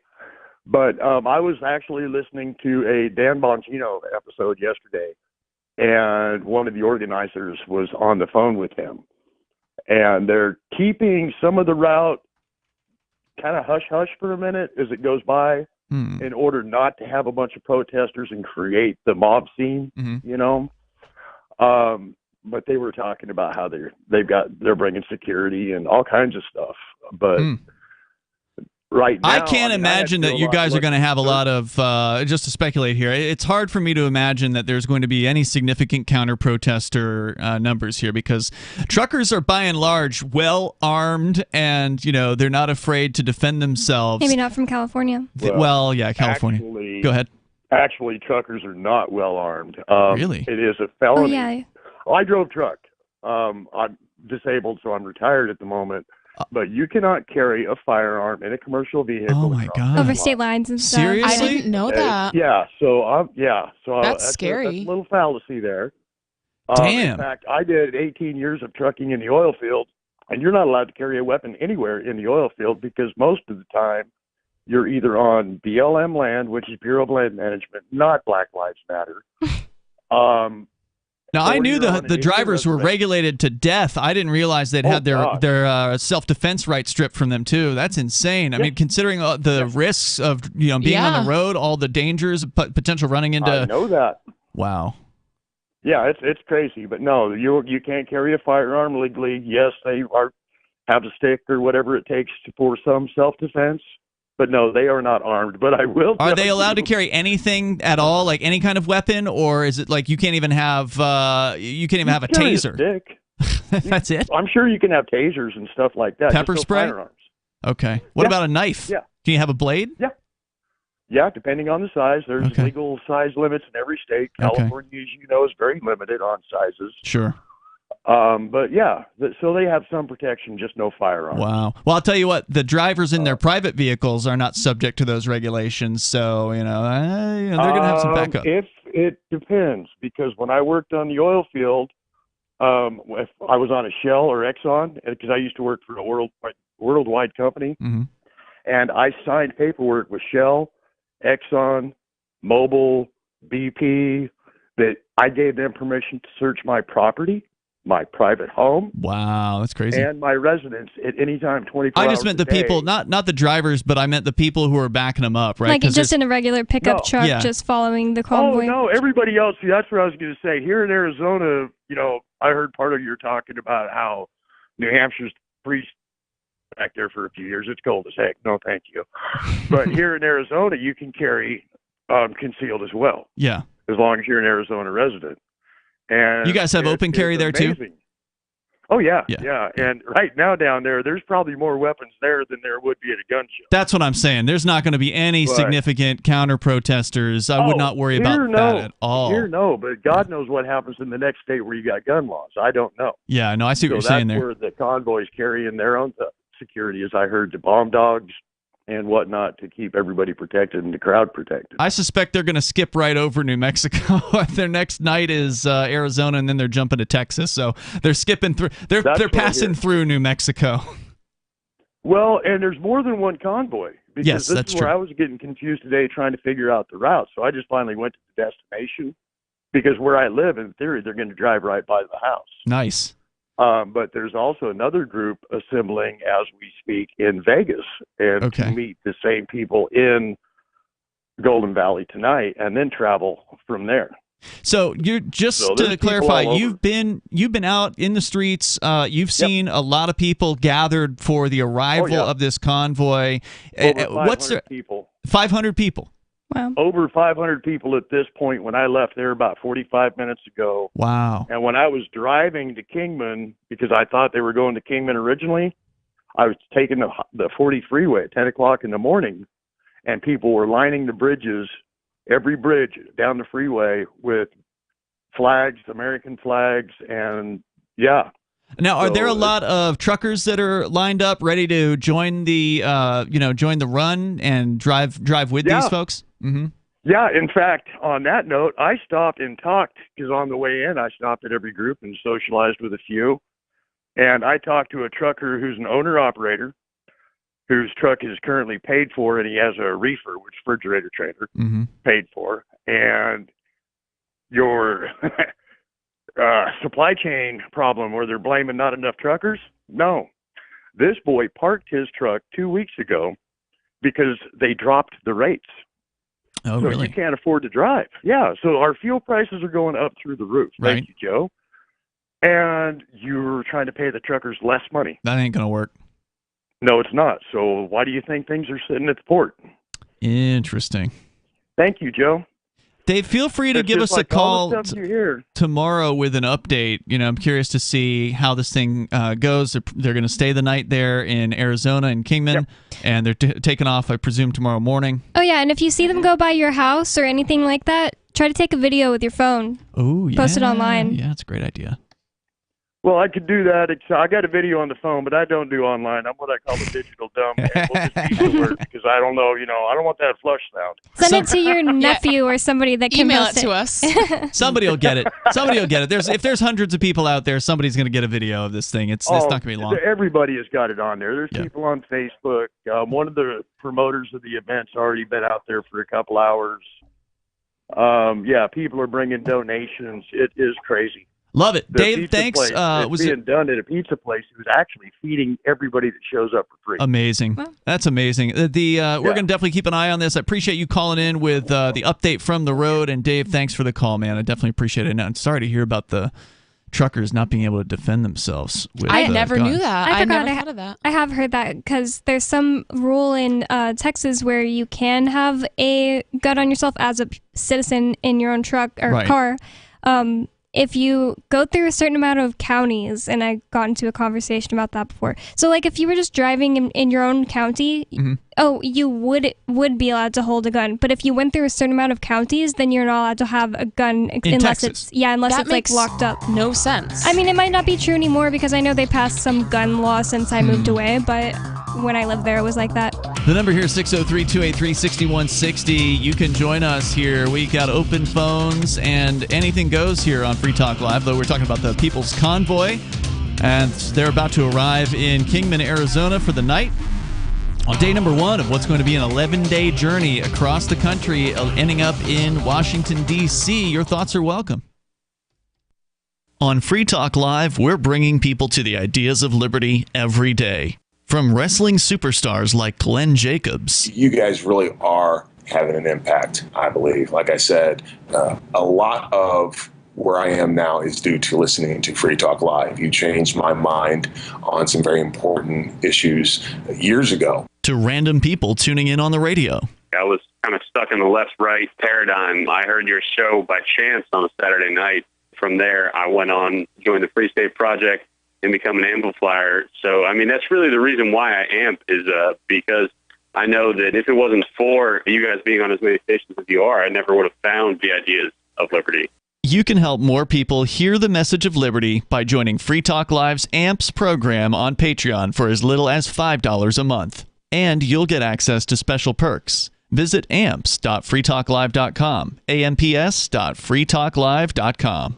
The new 4th edition of Healing Our World, The Compassion of Libertarianism, will take your understanding of liberty to a deeper level and has over 1,300 updated references, new cartoons, and a foreword by Dr. Ron Paul. With discounts for multiple book purchases, the 4th edition of Healing Our World is a great gift for the liberals, pragmatists, environmentalists, and Christians in your life who think libertarianism is cold-hearted. Get yours today at healing.freetalklive.com and use promo code FTL for a $5 discount. There are lots of ways to listen to Free Talk Live. Our podcast has been around since podcasts began, and now the FTL feed is loaded with content besides our full show archives. Did you know that we make it easy for you to customize your podcast subscriptions? We have different feeds, one that includes only our full shows, one with just the Daily Digest, and our main feed that includes everything. You decide what you listen to. It's quick and easy to customize your feeds at feeds.freetalklive.com. That's feeds.freetalklive.com. The Free State Project has reached its goal of 20,000 liberty lovers who've pledged to move to New Hampshire and get active to achieve liberty in our lifetime. Perhaps you're trying to figure out what part of New Hampshire should be your destination.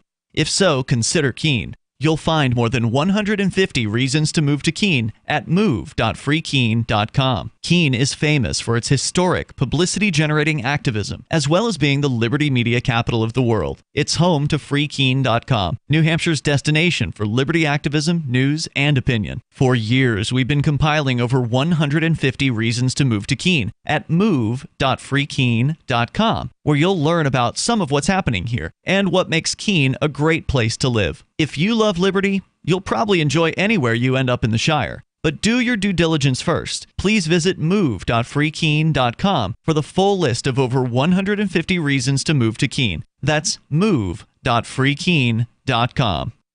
What if you want to hear the latest episode of Free Talk Live, but all you have is your phone, you forgot to download our archive, and you have no data connection? You can call our Listen line at 641-793-0191. That's a long-distance number, so you may incur charges. If not, listen as long as you want. 641-793-0191. The Free Talk Live Listen line, 641-793-0191. Are you tired of your taxes funding endless occupations around the world? Antiwar.com is run by people who understand that wars abroad become wars at home, wars on our freedoms. Antiwar.com is dedicated to bringing you the latest in news, views, interviews, and reviews from the top movers and shakers in the anti-occupation movement. Antiwar.com has it all, from thorough foreign policy analysis to interviews with whistleblowers who used to run the military-industrial complex. Anti-war, pro-free market. That's antiwar.com. Got Telegram? You can follow our channel there and discuss show prep with other listeners at telegram.freetalklive.com.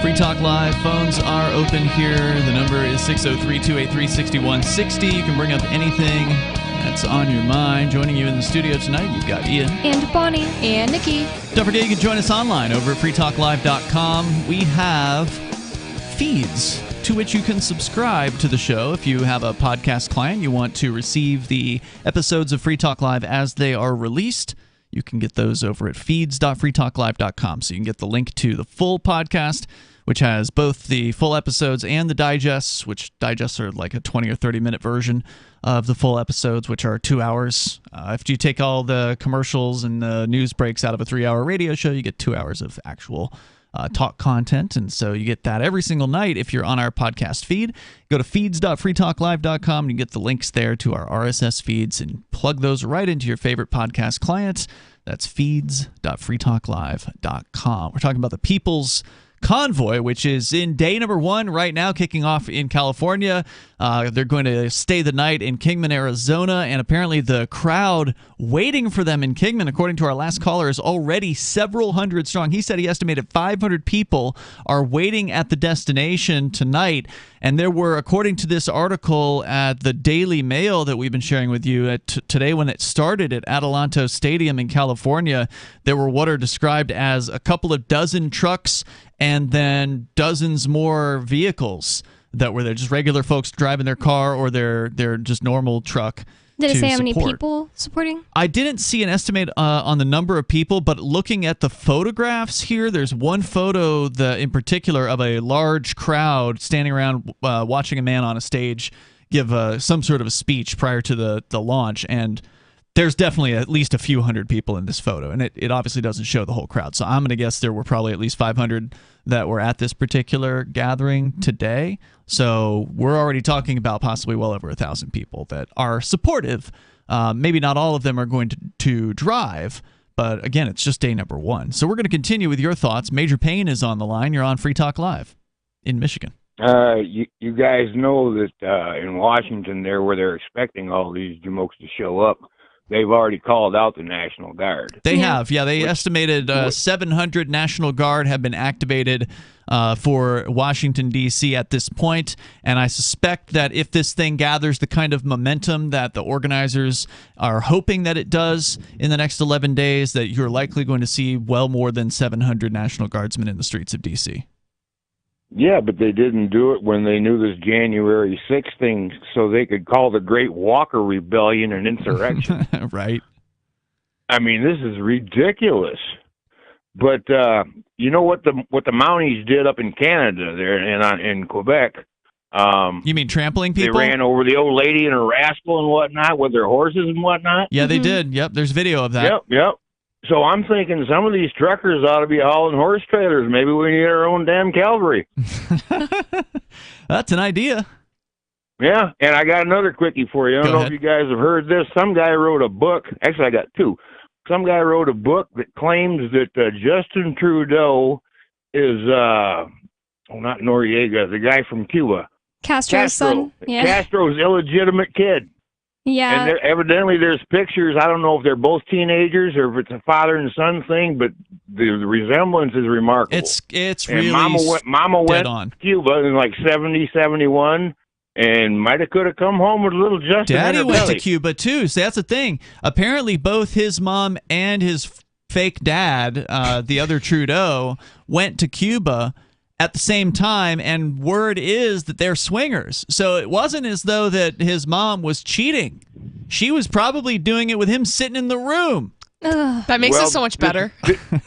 This wouldn't be the first time that an illegitimate bastard has been put on the throne of some varying country. Not that it would matter. It's been going on throughout history. It really wouldn't matter if he was legitimate. Yeah. He'd still be a scumbag. Either way you slice They're all it. illegitimate. Yeah. It's just funny because the Thanks, Major. Appreciate the resemblance, call. the resemblance with him and Castro is spot on. But the funnier part is how little he looks like Philip Trudeau. He just his quote unquote isn't that dad. person's son Not at even all. Close. Not even close. So you want to weigh in here, you're welcome to join us. The number 603-283-6160. Just again, more about the People's Convoy. There's really not much more to the story here they keep on just rambling in the daily news about background and what happened in Canada and that sort of thing. Here's one of one of the organizers, or one of the outspoken drivers, Bob Bolus, said that his convoy will make stops in Harrisburg and Baltimore before arriving in D.C. His group plans to block D.C. roadways, but has not expressed how they'll do so. Quote, "We're not going to camp there. Let me put it that way. We're not camping on the Beltway. We're going to have our voices heard and let them understand this is only the tip of the iceberg." So I don't know what he's hinting at, but it sounds like they have a plan, and it sounds very intriguing. I just think it's nerve-wracking for all other Americans who don't want us to be put under, martial law or whatever. He also said he is keeping his convoy out of D.C., arguing that he believes Maryland and Virginia will follow due process more than the nation's capital. Now, that's an interesting approach. He noted... At that point, I'm just like, why not just send them to all the states that have vaccine passports right now? What could be more egregious than that? I mean, the governor of Virginia isn't in control of the national emergency declaration. Yeah, so exactly. And isn't that the whole point of going to D.C.? Yeah. But I'm wondering, you guys' opinion on this. What do you think would be more effective? A bunch of different protests at state capitals, or one huge one at D.C.? Yeah, I think a bunch of different protests at state capitals would be better because, for one thing, it'd be decentralized. They couldn't just send all the National Guard to one place. And for another thing, you'd have it'd be more of like a local statement. Like the governor would be like, "Oh crap, they're in front of my governor's mansion," instead of he didn't like it when we were in front of his house, and we had a relatively small group of people by comparison to what we just had a few vehicles and up to 70, I think, people at one point, or and 70 or 80 people. They said they blocked us from being able to get out of our driveway, which is not true. A lie. But yeah, we were talking about this a few weeks ago, or maybe a week ago, because there was there was like rumors that it was going to go to New York City, and I was saying, why not Albany? Albany is smaller, the roads are horrible, and it's the capital. Yeah. This is America. You took our freedom. Oh, sorry. Bullis said he noted his convoy has been in contact with the California convoy. He says, we've had dialogue. We've had conference calls. We're all on the same page. We're all for one thing, freedom and rights. He said, this is America. You took our freedom. You took our rights. He says, you gave it to the illegals. Oh, man. You took our freedom and our rights. Oh, never mind. Can't go into it. He goes on, and then he says, you gave it to the Black Lives Matter protesters to burn buildings and not get prosecuted. The laws don't apply to them. Now, I mean, he's not wrong that the government gang definitely handled the Black Lives Matter situation in a totally different fashion than, at least in Canada, they handled the Freedom Convoy. Yeah, and I think that the reason for that was that the anger was towards the police, or kind of at first it was towards the police, and then it kind of got misplaced to white people in general during the MLM or BLM protests. I went to the Black Lives Matter protest in San Antonio because I don't remember where I saw this. Some meme or something was going around that was saying there was going to be an anti-police protest in San Antonio. I was like, oh hell yeah! And I went there, and it just wasn't really. Nobody was focused on that. It was just all about like Black Lives Matter, which it's not like I don't think Black Lives Matter, but I was there more for. My sign was about get rid of the police. Right, keep the police accountable, etc. But I forgot where I was going. Anyways. That's all right. They definitely did behave differently, though. I did go to some Black Lives Matter events here in New Hampshire. I remember what I was going to say. So the focus was on either the police or like some idea of white people. And now the focus is on straight at the government with the mandates. That's true. That's why it's more scary to the government now. Good point. The People's Convoy traveling from California is expected to arrive in D.C. in early March, which some say could disrupt traffic around the Capitol ahead of Biden's State of the Union address. Others have expressed concern the convoy could result in a recreation of the January 6th Capitol insurrection. There it is, Bonnie. As you predicted, they're going to be trotting that thing out again and again. Capitol Hill staffers were sent a memo warning, quote, the potential impacts of truck convoys may be coinciding with the State of the Union address to Congress and extend through mid-March. Senate staff in D.C. and state offices should anticipate these convoys may cause higher than normal traffic volumes and possible transportation disruptions on and around roadways in D.C., along with various roadways throughout the country. So they are definitely expecting some serious attendance on this, and they're bringing out hundreds of National Guard troops. They're saying hundreds more D.C. Police Department goons will be on hand, and we will continue here. Your calls and thoughts are welcome. Coming up, we'll get into Ukraine and more. All of it coming up here in Hour 3. You can join us, 603-283-6160. It's Free Talk Live. Tired of cancel culture? Sick of mega tech corporations holding an axe over your head? Join the LRN.FM Matrix chat server. It's self-hosted, so no one else can tell us what to do or say. Don't like the existing channels? You can make your own. You can even connect into some of our channels from other Matrix servers. It's federated. For the full LRN.FM Matrix experience, though, you should join our server via the step-by-step instructions at chat.lrn.fm. Chat.lrn.fm. Do you feel like your nation, state, or community no longer holds your values? Have you dreamt of a place where people agree that liberty is important and are free to pursue their projects so long as they respect the property of others? There are many people just like you that are discovering freeprivatecities.com. Their social media links are at the upper right of the page at freeprivatecities.com. All skill levels will be needed when the first of the Free Private Cities opens. It's sooner than you think. Stop arguing and build. freeprivatecities.com.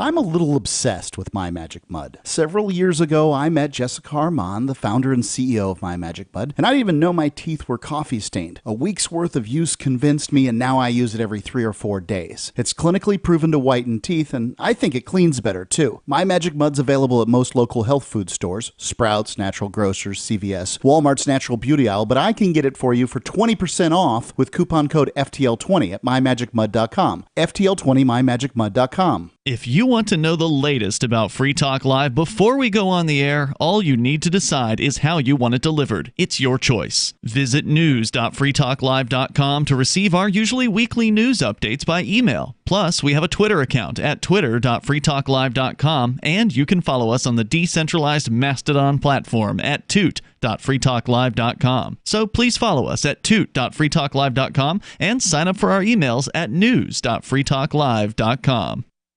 You're listening to the live edition of Free Talk Live. Hour number 3 is next after the news here on the Liberty Radio Network at LRN.FM. From Feature Story News in Washington, I'm Simon Marks. President Biden has announced U.S. sanctions on the corporate executives who head the Nord Stream 2 pipeline project. They include the German chief executive officer of the pipeline, now facing new sanctions just months after President Biden waived measures that were imposed by former President Donald Trump. Antonio Guterres, the United Nations Secretary General, is warning that the current crisis over Ukraine represents the most serious threat to global peace and security during his tenure at the UN. From FSN's bureau at the UN in New York, Will Denzelo reports. Antonio Guterres had a stark warning for the international community. If the conflict in Ukraine expands, the world could see a scale and severity of need unseen for many years. Ukraine's Minister of Foreign Affairs, Dmytro Kuleba, urged the international community to stand united. If the United Nations make a pivot right now to become a strong and proactive player in using all of its might and powers, I am confident that Russia will stop. In a strong rebuttal, Russia's representative at the UN accused Kiev of being the aggressors in the Donbass region and for violating the Minsk agreement, a point rejected by the US and its allies. In Kiev tonight, as a national state of emergency came into force across Ukraine, President Volodymyr Zelensky told his countrymen that he now believes President Putin has approved a sweeping invasion. He urged Ukrainians to brace for an attack and, switching to Russian for part of his speech, urged people there to communicate their opposition to a war to the Kremlin. He said an effort to reach Vladimir Putin today had been met with silence. The European Union has formally approved a raft of sanctions targeting Moscow. With the details, FSN's Rebecca Bunden from our Brussels bureau. The EU is slapping asset freezes and travel bans on 351 members of the Russian parliament and 27 people and entities it describes as high profile. They include members of the Russian government and senior military officers. This is the first wave of sanctions on Russia that is being imposed by the EU as the crisis has escalated. But EU officials say they are prepared to take further action and roll out even stricter sanctions if Russia displays further aggression towards Ukraine. In other news, the US is aiming to deploy 700 National Guard to Washington to counter a trucker protest planned to coincide with President Joe Biden's State of the Union speech next week. The convoy is inspired by the recent Canadian demonstrations and plans to protest against COVID-19 restrictions. Also today, the makers of a new COVID-19 vaccine say it shows 100% efficacy at preventing severe disease and hospitalization. Sanofi and GSK are now planning to submit the vaccine to American and European regulatory authorities. From bureaus worldwide, this is FSN.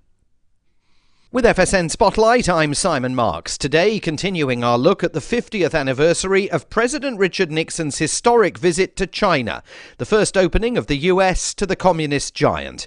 In 1972, the whole idea of an American president journeying to Peking, as it was known then, seemed impossible. But Nixon did it, with very clear objectives in mind, according to analyst Jim Lindsay of the U.S. Council on Foreign Relations. Nixon's trip was, on the face of it, an admission of what everyone already knew, that communist China was here to stay. The United States had not recognized the communist Chinese government after it came to power in October of 1949. But Nixon had two other objectives in mind. One was grand, one was narrow. The grand objective was to drive a wedge between China and the Soviet Soviet Union. The narrow objective was to persuade the Chinese to put pressure on North Vietnam. Remember, at this time, the United States was still engaged in the Vietnam War. He didn't make much progress in persuading the Chinese to bring the North Vietnamese to the table, but he certainly made progress on his effort to try to drive this wedge between Moscow and Beijing. It is then all the more extraordinary that on this 50th anniversary of that trip, Russia and China are finding common cause. President Putin and President Xi meeting earlier this month at the opening ceremonies of the Winter Olympics and declaring their relationship and its ambitions limitless in the years ahead. The main news again, President Biden has announced US sanctions on the corporate executives who head the Nord Stream 2 pipeline project in Germany. A nationwide state of emergency is coming into force across Ukraine after being authorized by the country's parliament. And pharmaceutical giants Sanofi and GSK say their new COVID-19 vaccine shows 100% efficacy, preventing severe disease and hospitalization. And that is the latest feature story news. Simon Marks reporting.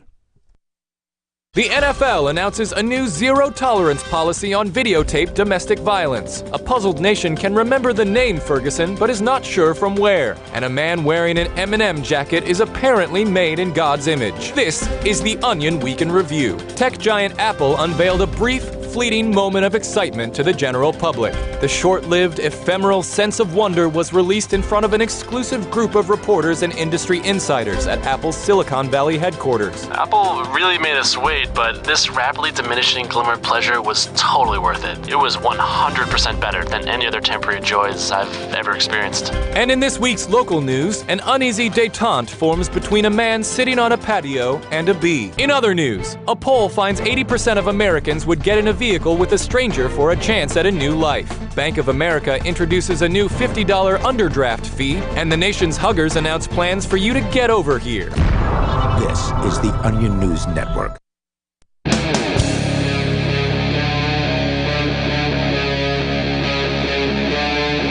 Free Talk Live.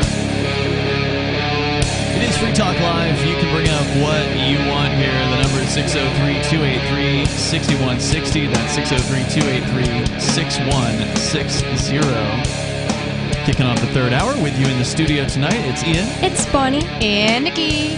So, we could keep talking about the People's Convoy, but there are other things in the news worthy of discussion. Of course, Ukraine is on a lot of people's minds, especially those who do not want to see a World War III happen. And those who do want to see World War III happen, like the weapons manufacturers and all the military-industrial complex-connected industries and corporate goons, those people, they definitely want to see this happen.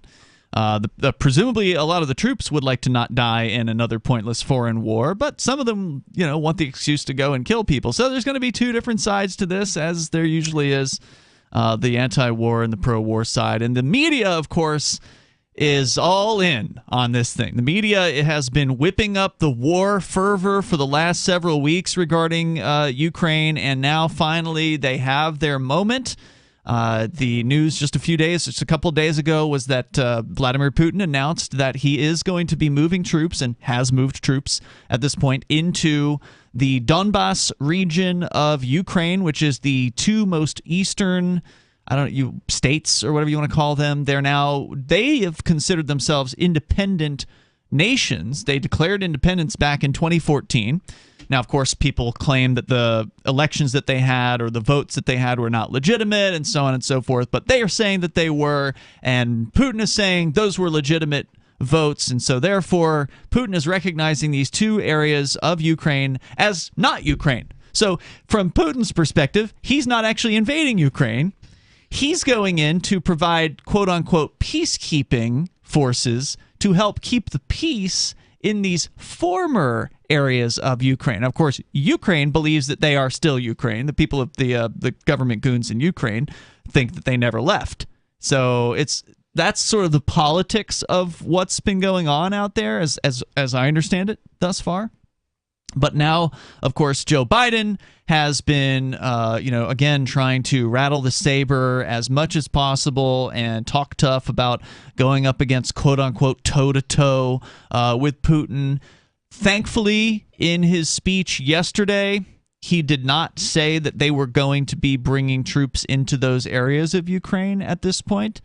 That said... No, he just put sanctions on Russia. Correct. Yeah, he said his response is going to be to sanction Russia. However, there is news today that the U.S. is deploying forces in response to Putin's moves in Ukraine. Now, they're not deploying them into the Donbass region, but they are going to be deploying them into various bordering areas. So there is definitely going to be a troop buildup. We could get into some of those details, but I thought one of the more interesting aspects of this was, Bonnie, the story that you have, a straight-up propaganda piece from CBS News about why it is that prices are rising in the United States. It's all because of Ukraine, apparently. All this inflation and supply chain issues. They're literally trying to blame this on Russia moving into Ukraine. And so you've got that story. CBS News tweeted, "The U.S. economy has been hit with increased gas prices, inflation, and supply chain issues due to the Ukraine crisis." The Ukraine crisis happened 2 years ago? Right. I don't know why this would fool anyone. Do you have the full story, Bonnie, on this? Yes, that's not the actual headline. The headline is how the Ukraine crisis is already hitting Americans' wallets. Right. So tell me more. Although many Americans may prefer that the U.S. stay out of the conflict between Russia and Ukraine, the brewing violence and political fallout are already hurting their wallets. The price of oil, which has been rising over the past year, so they admit that it's been rising over the past year. Right, which has nothing to do with Ukraine. Hit an 8-year high this week as traders reacted to geopolitical tensions.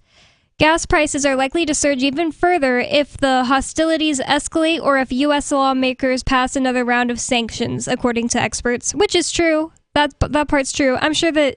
well, because some amount of gas does come out of Russia. Yeah, and maybe this week it spiked a little more because people are afraid Russia is not going to do business with the United States, and then maybe gas prices will go up. But as they said, it's been not doing nothing but going up for the past year. It's not all due to Russia. They're just trying to use it as a scapegoat.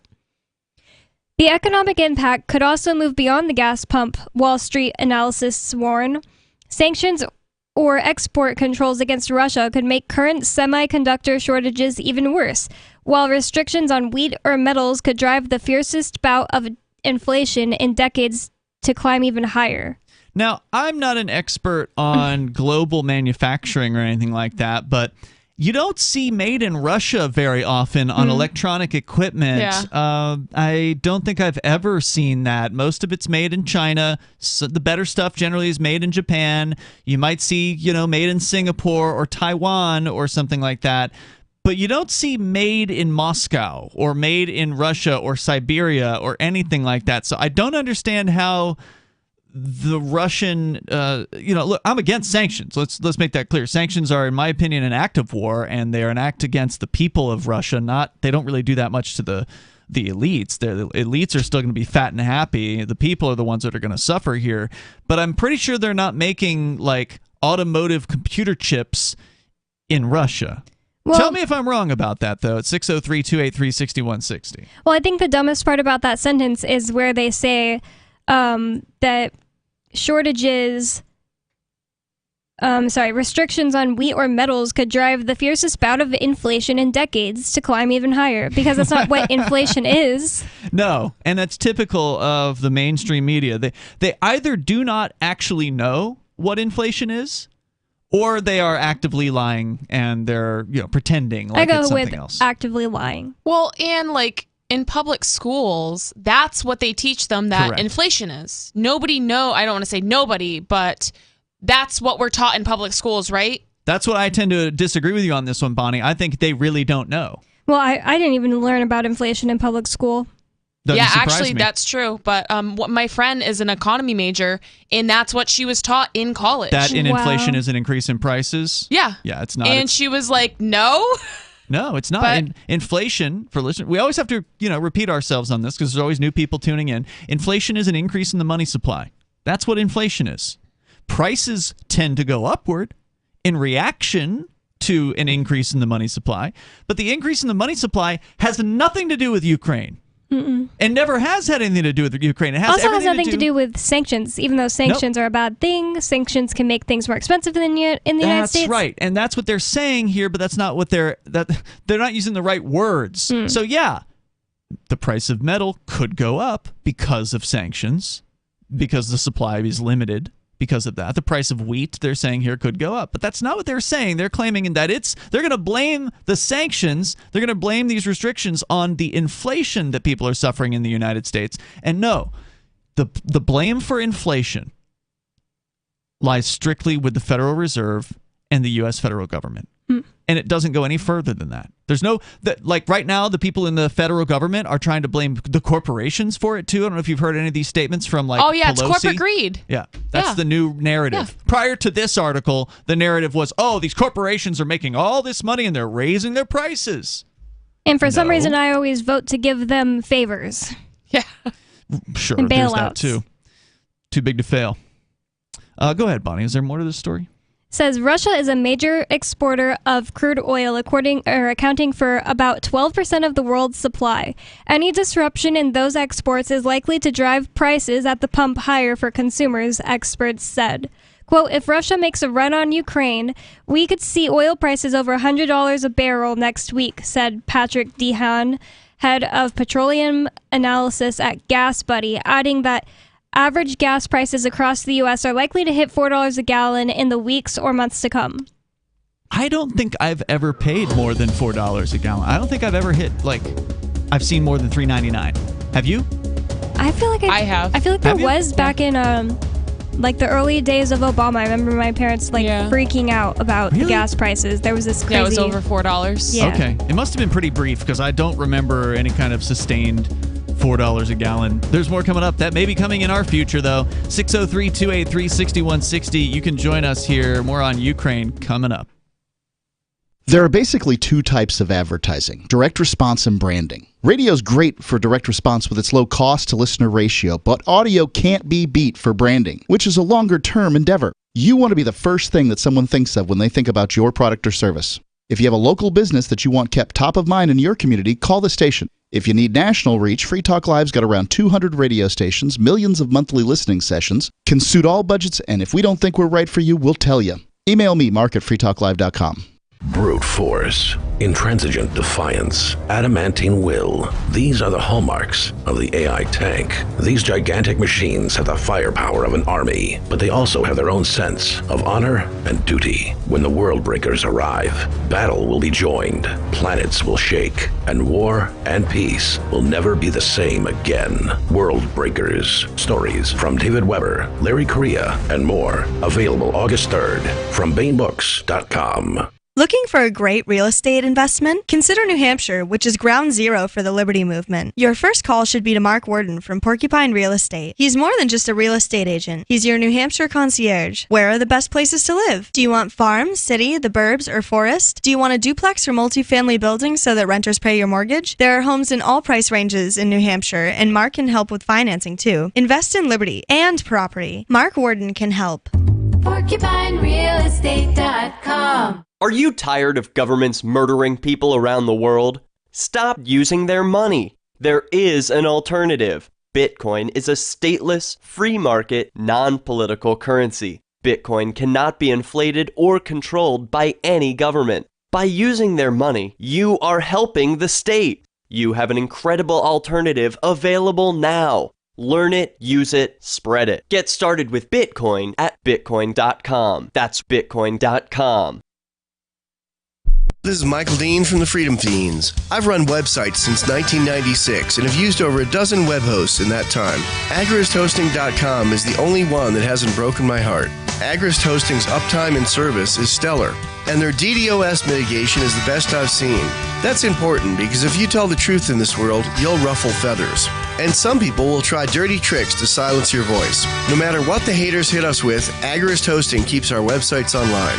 If you have a mission-critical commercial presence or a world-changing activism site, you cannot tolerate any skullduggery.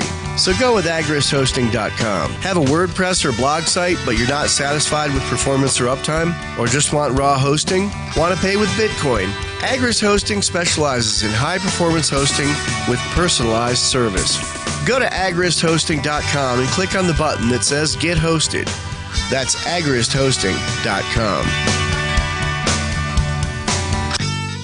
There are lots of ways to listen to Free Talk Live. Our podcast has been around since podcasts began, and now the FTL feed is loaded with content besides our full show archives. Did you know that we make it easy for you to customize your podcast subscriptions? We have different feeds, one that includes only our full shows, one with just the Daily Digest, and our main feed that includes everything. You decide what you listen to. It's quick and easy to customize your feeds at feeds.freetalklive.com. That's feeds.freetalklive.com.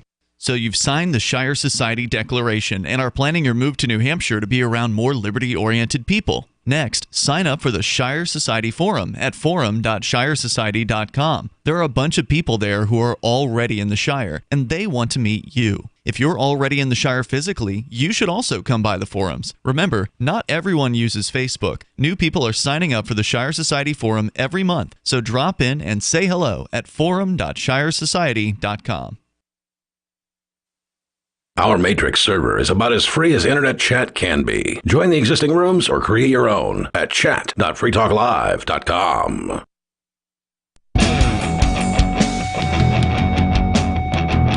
Free Talk Live, phones open here. You can join us. The number is 603-283-6160. The mainstream media is already rolling out a new narrative about inflation. They're saying, oh, it's Ukraine. It's the Russian invasion, and well, the U.S. government has to put sanctions on Russia, so that's why you're going to have higher gas prices. That's why you're going to be paying more for everything. It's all because of it's all because of Putin. That's what they're actually saying here. When at CBS. in doubt, blame Russia.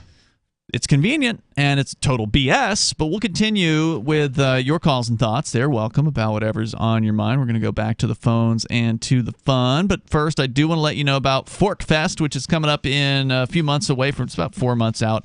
At this point, you can mark your calendar for June 27th through July 3rd. It is the week after the Porcupine Freedom Festival, which is almost sold out, by the way. So if you haven't gotten your tickets to the Porcupine Freedom Festival yet, you ought to do that real soon. The campground itself is sold out already for the Porcupine Freedom Festival. But Fork Fest comes up the week afterwards, and it's a much more laid back. The attendance is lower. Maybe Fork Fest will have record attendance this year, too. I don't know. Don't expect to see a sellout. But it is definitely kind of like the after party after the Porcupine Freedom Festival. It is decentralized, so there's no tickets to Fork Fest. You just get your campsite or your RV site or your motel room with Rogers Campground in the beautiful White Mountains of New Hampshire, June 27th through July 3rd. And there's no better place to celebrate Independence Day than around other freedom-loving activists here in New Hampshire. We talked earlier about the New Hampshire community of freedom lovers here and the activist community here. It's unmatched. There's nothing even close to it. You're not going to get anything like this in Texas or in Florida or anywhere else on the planet. So come experience what it's like to be around like-minded people. And also, again, celebrate Independence Day with us. Free Talk Live will be at both the Porcupine Freedom Festival and at Fork Fest. So we'll look forward to seeing you at either or both of those events. You can learn more about Fork Fest at the unofficial website, forkfest.party.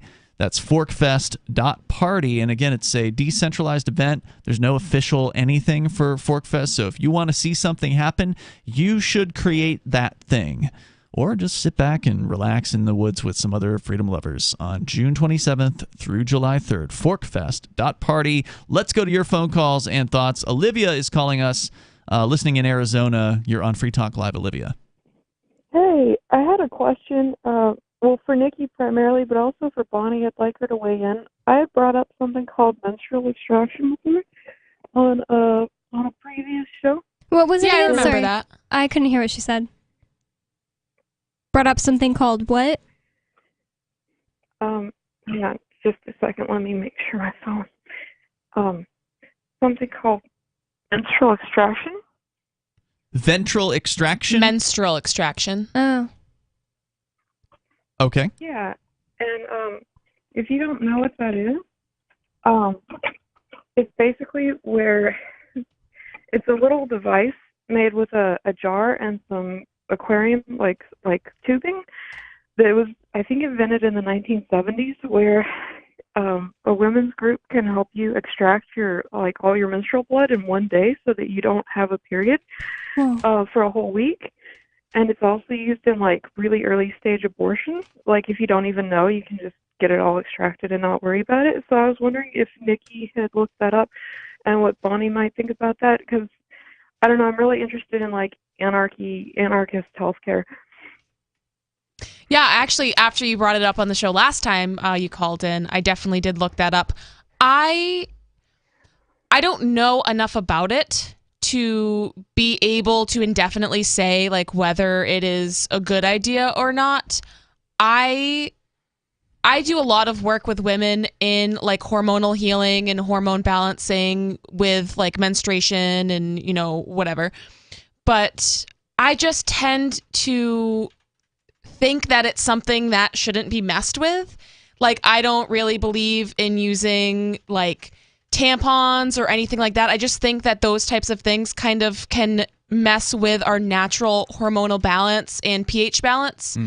So I don't have any experience with it, so I can't necessarily say, but I personally don't think, based on what I know about women's reproduction, I don't necessarily think that it would be, I wouldn't recommend it to my clients, let's just put it that way. But I'd be interested in learning more about it. But the idea is to speed up the menstrual cycle somehow, or reject all the blood all at once. Is that the idea? Yeah, so basically the lining slowly falls off, and what you do is you just vacuum suck it through a little tiny tube. You just suck it out all at once so that you're not cramping for a whole week. It's just gone. And do you know people who've tried this, or is this just something you've found on the internet and other people are saying it's good, but you don't know anyone in personal, real life, who can say they've tried it? Yeah, I would love to meet someone who's actually done this. It was done in California, before abortion was legal. But I haven't personally met anyone. I just have read about groups that do this. I'm interested in it for the same reason you are, Olivia, because if there are no hospitals in the near future or no hospitals welcoming to anarchists, maybe if it is a safe way to have an abortion, that's kind of interesting. But just for every single month to have my period, I'm with Nikki. I think it's kind of scary to mess with nature in that way, just suck it all out. It's kind of scary to me. Yeah, I think for an abortion it would make sense. And I don't know. I tried to look into it, but I don't know specifically exactly how this process works. And I kind of came across different methods of it. But I think as far as having a lighter and less crampy and painful period goes, it's mainly about hormone balancing. So eating a clean diet, resting while you're menstruating, and focusing more on inner healing rather than this outside method to kind of speed up the process or whichever. I just believe that our bodies are intelligent and intentional in what they're doing. So I try to, as a rule of thumb, just try to not mess with things as much as possible. Thanks for the call tonight. Appreciate hearing from you. Let's continue here. Sarah is on the line in New Mexico. Sarah, you're on Free Talk Live. Go ahead. Yes, I just wanted to mention about the Ukraine. Is that okay? Now they say that our U.S. inflation is because the Russia, but that's a lie. Sanctions. That's a lie. Wait, what did she ask? Yeah, I could see that. I think that U.S. this is the way they respond, so that we cut off trade, punishing Russia. But you know what? You're being punished along with them because we need gas, all this other stuff from Russia. That's right. Okay, right, so then who is the one that's abusing Russia? It's the U.S. capitalists. And then it gives them an excuse to extort money out of raising all the prices and blame somebody else. A scapegoat. No, she's completely right, except the fact that she calls the government capitalist. Yeah, I was just wondering what that has to do with capitalism. She just thinks that our government is capitalist, which is insane. No, the government is statist. The government is a corporatist environment, and the sanctions hurt the average person because business people in the marketplace are prohibited from doing business with Russian businesses, and that hurts people. That hurts the average person. It hurts the poor person. It hurts the lower class because prices go up, and if you've got a business or a small business and you had clients in Russia or you had a manufacturer in Russia, well, if they haven't cut it off yet, they are going to soon. I understand the early sanctions are supposedly just targeting Russian officials and things like that, but eventually they're going to go further with this, I suspect. Thank you, Sarah, for the call tonight. The number here is 603-283-6160. We'll continue. You can share your thoughts. Free Talk Live. We have some good news. The indictments against Ross Ulbricht in the District of Maryland were dismissed with prejudice, meaning they can never be refiled. This is especially good because those indictments contain the only charge ever made that Ross engaged in murder for hire. This was a serious allegation that Ross Ulbricht denies. It was never prosecuted or ruled on by a jury, but was trumpeted by the federal government and the media as if it were proven fact. The Maryland court held these indictments for almost 5 years, poisoning Ross's case and leaving him under a cloud of unproven allegations. As explained in Ross's appeal to the Supreme Court, the fact that the judge used these allegations to give Ross a draconian sentence of double life without parole violated his Sixth Amendment right to a jury trial. Judges are required to issue sentences based on convictions decided by a jury, not unproven allegations never even charged at trial. Although this is a positive development, the dropped indictment will not set Ross free. Now, a presidential pardon is Ross's only hope of freedom. Sign the petition at freeross.org. freeross.org. From Feature Story News in Washington, I'm Simon Marks. President Biden has announced U.S. sanctions on the corporate executives who head the Nord Stream 2 pipeline project. They include the German chief executive officer of the pipeline, now facing new sanctions just months after President Biden waived measures that were imposed by former President Donald Trump. Antonio Guterres, the United Nations Secretary General, is warning that the current crisis over Ukraine represents the most serious threat to global peace and security during his tenure at the UN. From FSN's bureau at the UN in New York, Will Denzelo reports. Antonio Guterres had a stark warning for the international community. If the conflict in Ukraine expands, the world could see a scale and severity of need unseen for many years. Ukraine's Minister of Foreign Affairs, Dmytro Kuleba, urged the international community to stand united. If the United Nations make a pivot right now to become a strong and proactive player in using all of its might and powers, I am confident that Russia will stop. In a strong rebuttal, Russia's representative at the UN accused Kiev of being the aggressors in the Donbass region and for violating the Minsk agreement, a point rejected by the US and its allies. In Kiev tonight, as a national state of emergency came into force across Ukraine, President Volodymyr Zelensky told his countrymen that he now believes President Putin has approved a sweeping invasion. He urged Ukrainians to brace for an attack and, switching to Russian for part of his speech, urged people there to communicate their opposition to a war to the Kremlin. He said an effort to reach Vladimir Putin today had been met with silence. The European Union has formally approved a raft of sanctions targeting Moscow. With the details, FSN's Rebecca Bunden from our Brussels bureau. The EU is slapping asset freezes and travel bans on 351 members of the Russian parliament and 27 people and entities it describes as high profile. They include members of the Russian government and senior military officers. This is the first wave of sanctions on Russia that is being imposed by the EU as the crisis has escalated. But EU officials say they are prepared to take further action and roll out even stricter sanctions if Russia displays further aggression towards Ukraine. Rebecca Bunden, Brussels. In other news, the US is aiming to deploy 700 National Guard to Washington to counter a trucker protest planned to coincide with President Joe Biden's State of the Union speech next week. The convoy is inspired by the recent Canadian demonstrations and plans to protest against COVID-19 restrictions. Also today, the makers of a new COVID-19 vaccine say it shows 100% efficacy at preventing severe disease and hospitalization. Sanofi and GSK are now planning to submit the vaccine to American and European regulatory authorities. From bureaus worldwide, this is FSN. You can stick it to the man and big tech. Join our FTL social mastodon at social.freetalklive.com.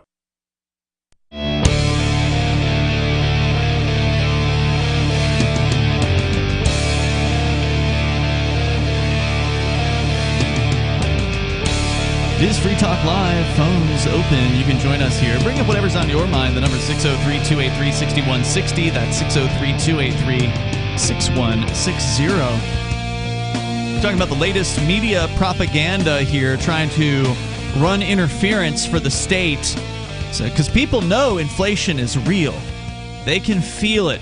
I think your dad just posted a photograph today of an $11 watermelon? Yeah. Oh my gosh. How big was this watermelon? It wasn't a large watermelon. It was actually like not even, it was like a medium-sized watermelon, and it said $11. My dad said 7% inflation, my ass. Now, it's probably out of season, so you are probably getting a watermelon from like Peru or something like that. There's some costs in getting it. But I just got 2 honeydew melons for $5 at the store, and then we're in New Hampshire. Like, it doesn't get more out of season than New Hampshire in the winter. Yeah, and they're in Alabama, so they're closer. I mean, there's no doubt. Prices are up. People know it. They're feeling it not just at the gas pump, but also at the grocery store. Wasn't it a $4 gallon of milk my dad sent me the other day, too? $4.50, I think. Yeah, $4.50. It was crazy. It was like $4.01. I haven't bought milk in a long time, so I don't know what the current price of milk is. But and milk is also subsidized as well, so it's like hard to really know what the real price of milk is, because there's like a federal subsidy, I think, involved in that. But people know the prices of things are going up. Prices of cars are up like crazy. Used cars are up. It's just nuts. There's so much that's energy costs. You name it. Houses are up. Houses are up. All of this stuff is happening because of inflation, which is an increase in the money supply. But the mainstream media here, CBS News, is saying, oh, no, it's Ukraine. It's Russia's fault. And now, Biden has to put sanctions on. So you can blame them, blame Russia, because if it wasn't for Putin, then there wouldn't be sanctions. So it's all Putin's fault, even though Biden could just not do anything about it, even though Biden could just say, oh, hey, this is none of our business. We don't have to be involved over there. Yeah, Biden could choose to recognize those 2 states as independent since they voted for independence themselves. That wouldn't be like the United States, though, to mind their own business. No. They have to save the world, Because democracy and freedom. Right? So, and even Biden said the other day in his speech, he said something about, we got to be honest, the prices may go up as a result of gas prices may go up, he said. So what else, Bonnie, did you want to share from this story? It says a key factor in how hard the conflict hits the economy will be how Russia responds to the U.S. sanctions that President Biden outlined Tuesday afternoon. Mr. Biden moved to cut off 2 Russian banks and the state's sovereign debt from Western financing, while individuals will also be targeted. The individuals are going to be government persons. Russia could retaliate by halting oil and natural gas exports, DeHaan said. That would put pressure on gasoline and natural gas prices in the U.S., which have already spiked this year. And it said earlier it was like 12% of the oil of the world comes from Russia. Comes from Russia, yep. Quote, the world economy does depend on global energy. How does the world sanction Russia's economy without Russia saying, quote, we're going to take the next step for you and not export any more energy? He asked. I think it's Trump. Well, Russia will... Biden saying that? Russia will still export energy just to the people who aren't sanctioning them. So China, what are the other states? Venezuela, of course. The Iran, these places are not going to put sanctions on Russia, so they'll still be able to export oil. Just not as much. Biden says, if Russia's economy is going down the tubes, they're going to take the global economy with it. Biden said that? Who said that? Yeah, it was... Oh, wait, was it DeHaan? Sorry. I can't see if it's the guy that was from... It just started a random quote. It was talking about the guy DeHaan, but then it talked about Biden, and there's a quote. Sorry. The White House is considering another release from the Strategic Petroleum Reserve, the Washington Post reported Tuesday, and U.S. officials are planning to divert more natural gas to Europe. So the Strategic Petroleum Reserve, as I understand it, is a U.S. government gas or oil or whatever reserve that they can just release into the economy to keep prices down, basically. It's sort of like a temporary stopgap measure. I don't know how long it would last if they had to keep tapping it, because there's restrictions on oil drilling in the United States. So, like, they can't just keep on going back to the reserve, as I understand it. Although oil is Russia's most important export, both Russia and Ukraine are also large agricultural suppliers, sending wheat, rye, barley, and other grains to Central Asia and the Middle East. Disruptions in commodities could send global food prices higher, putting pressure on U.S. consumers. And hurting the poor more than anybody else. So whenever prices go up on food, rich people can absorb it. It's no big deal. But a poor person barely making ends meet, that's going to be tough. Yep, you need to buy food to survive. Or join the military. They'll feed you. Right. Free education. Mm-hmm. Russia also produces just under half of the world's palladium and smaller portions of platinum and nickel, key elements in complex microchips that are used in everything from electrical meters to sophisticated BMWs. Okay, so that's where they were saying earlier that this could cause an issue with the microchips possibly not being as available, putting an even further crunch on supply chains. That's the reason, is because the actual metals. So they're not manufacturing the chips in Russia, but they're doing the mining of the key elements that actually go into these chips. So I get where that's coming from, but once again, most of these things are manufactured in China, and there's not going to be a sanction on China trading with their next door neighbor, Russia. So I mean, I think a lot of that palladium and stuff is still going to make it to the manufacturers. Nonetheless, prices are going to go up because of sanctions. Well, we've already kind of been seeing this because there's been a computer chip shortage already. Yeah, so they're saying it would be worse. And as I understand it, the reason why that shortage happened is because Chinese manufacturing shut down completely for some amount of time, quote unquote, due to COVID. And so the factories were just offline for a period of time, and so they fell behind in whatever they were producing. And now that they're back online, they still can't get the product to the U.S. because the truckers aren't there to actually move it from the ports and move it to wherever it is that it needs to go. There's just not enough drivers, and as our caller earlier pointed out, one of the reasons for that is because they're not paying them enough. So they're just like, screw it, I'll stay home. Not paying them enough for the price of oil. Yeah. They actually do kind of see that point here, Nikki. They say, to be sure, supply chain snags have plagued U.S. consumers since nearly the start of the coronavirus pandemic, leading to long waits for goods like cars, electronics, and furniture, and pushing up their prices. So they didn't say that because of inflation, because the United States is printing more money, but they do kind of say, oh, it's not all Russia. But experts point to rising tensions as a factor that could worsen these long-standing issues. So I don't know. That's true. It could. I just think that the main point of this whole story is to make people not realize the root of inflation, and now they have a new thing to point at instead of the United States government. Yeah, I agree with that. It basically just goes on. Even though it's the U.S. government gang who's at fault here for the sanctions in the first place. So they are correct that sanctions are going to cause economic harm to the people of the United States, because it's always the people who pay the price for this. The people of Russia will suffer the sanctions. The people of the United States will suffer from the sanctions. And once again, yeah, they're going to target the supposed individuals in the government. That's just tough talk. It's not going to stop those.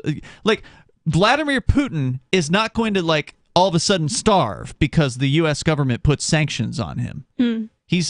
Kim Jong-un has been under sanctions for the entire time that he's been running, quote-unquote, running North Korea. And he is still very, very fat and very, very happy by comparison to, what the U.S. government would have you believe.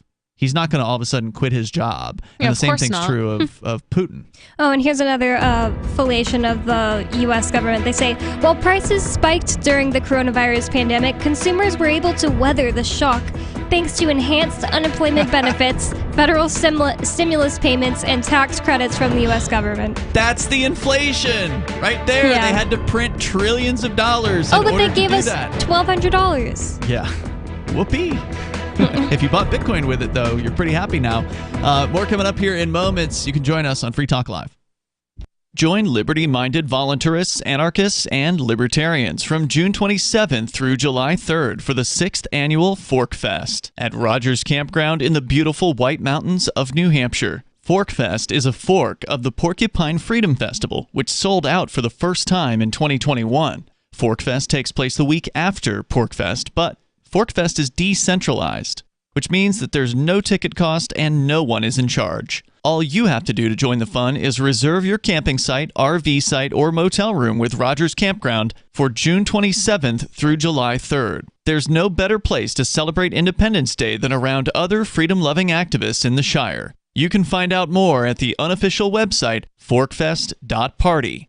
You can also connect with other attendees on the Forkfest Telegram and Matrix chat rooms, as well as the Forkfest forum. You can find links to those at forkfest.party. We hope to see you there. Forkfest.party. The new 4th edition of Healing Our World, The Compassion of Libertarianism, will take your understanding of liberty to a deeper level and has over 1,300 updated references, new cartoons, and a foreword by Dr. Ron Paul. With discounts for multiple book purchases, the 4th edition of Healing Our World is a great gift for the liberals, pragmatists, environmentalists, and Christians in your life who think libertarianism is cold-hearted. Get yours today at healing.freetalklive.com and use promo code FTL for a $5 discount. What if you want to hear the latest episode of Free Talk Live, but all you have is your phone, you forgot to download our archive, and you have no data connection? You can call our Listen line at 641-793-0191. That's a long-distance number, so you may incur charges. If not, listen as long as you want. 641-793-0191. The Free Talk Live Listen line, 641-793-0191. Excuse me, is this where I get a license to start a new business? I wouldn't be hasty. You have to get a license to go out of business, too, you know. Oh, well, look, I've invented this little anti-gravity machine, see? Oh, is that why you're walking 2 inches above the floor? Oh, yes, it's very comfortable. It saves on shoe leather. Yeah, well, you have to fill out these forms and report to the Human Services Department of Manpower Orientation and register with the Fair Employment Practice Commission, the Wage and Hour Division of the Employment Standards Administration, the State Sales and Income Tax Division, the Internal Revenue Service, and the Social Security Administration of the Department of Health, Education, and Welfare, and, of course, OSHA. OSHA? I thought that was a little town in Wisconsin. You'll find out. Say, floating around like that could be dangerous. Have you checked with the Consumer Product Safety Commission? Well, not yet. Come to think of it, you actually are flying, aren't you? Look, you need to go over to the Federal Aviation Administration and the Transportation... It's very hard to get anything done these days if you're in business, but free enterprise built this country. Think what could happen if we don't keep it free. A public service of this station and the Center for the Defense of Free Enterprise, Bellevue, Washington. Besides, we just can't have people floating about unregulated, you know. Tired of cancel culture? Sick of mega tech corporations holding an axe over your head? Join the LRN.FM Matrix chat server. It's self-hosted, so no one else can tell us what to do or say. Don't like the existing channels? You can make your own. You can even connect into some of our channels from other Matrix servers. It's federated. For the full LRN.FM Matrix experience, though, you should join our server via the step-by-step instructions at chat.lrn.fm. Chat.lrn.fm. Should you be able to earn an honest living free from senseless government interference? The Institute for Justice thinks so. That's why we've spent years defending hard-working men and women from pointless government regulations. Nationwide, IJ has created opportunity by reducing government power. But there is still more work to be done. Visit our website today at ij.org. Let IJ take care of the government so you can take care of your business. Don't miss a moment of Free Talk Live. Get our archives daily via our podcast at feeds.freetalklive.com.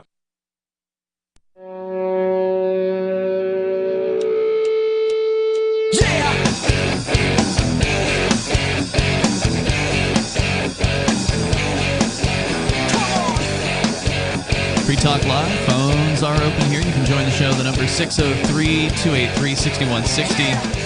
That's 603-283-6160. In the studio tonight, it's Ian. It's Bonnie. And Nikki. You can join us online anytime you want. Head over to freetalklive.com. We are streaming, by the way, on Odyssey. We had some difficulty last night. I think they were upgrading the Odyssey live streaming server. So if you didn't get to watch us on Odyssey last night, it's an unusual circumstance that we're not there. But we are back there tonight.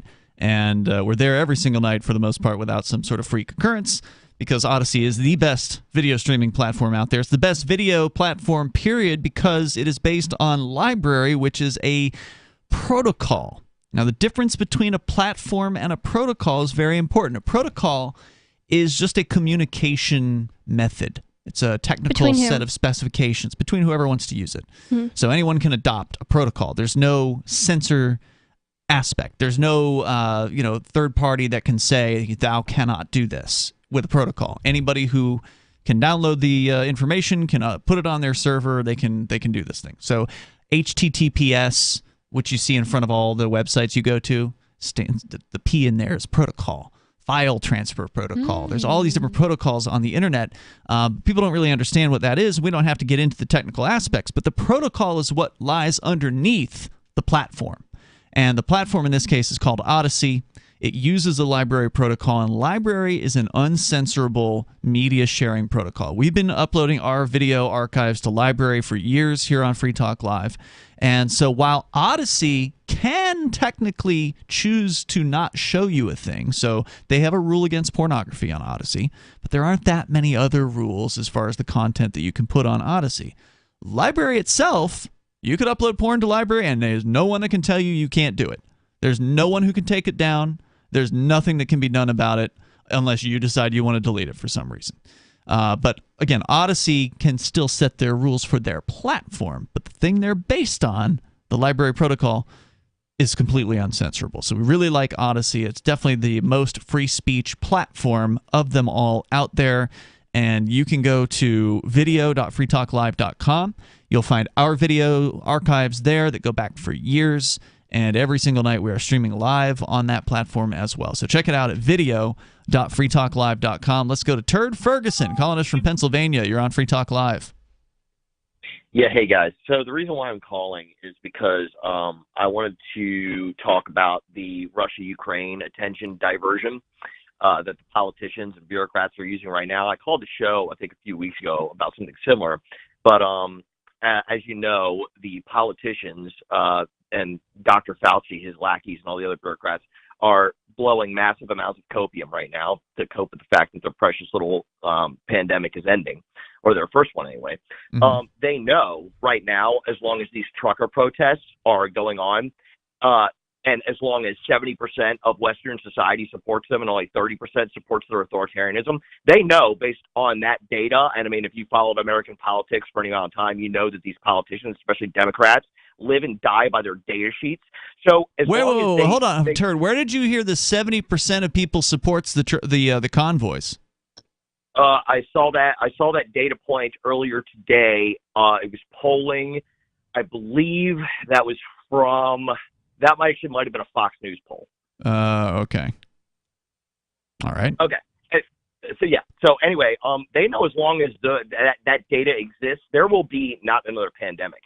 So they are trying to divert the attention away from the truckers right now with this Russia-Ukraine nonsense for as long as they can, hopefully a few weeks up to a month, so that when we come back from all this, they'll be able to start in with their new H5N1 pandemic, which they're currently working with the media to try to blow up into something that it is. And let me just give you a few of these fear-mongering headlines real quick. This is from Healthline from yesterday. Avian flu outbreak in the U.S. What you need to know right now. Here's one from the Jerusalem Post. North America bird flu outbreak continues to spread. Here's one from 4 News in New York. Dangerous bird flu found in flock in Long Island residents, prompting major response. And on and on and on. Here's one from Reuters. U.S. detects highly lethal bird flu in Tyson Foods chickens. I mean, the fear-mongering, they're just pumping it out right now for this H5N1.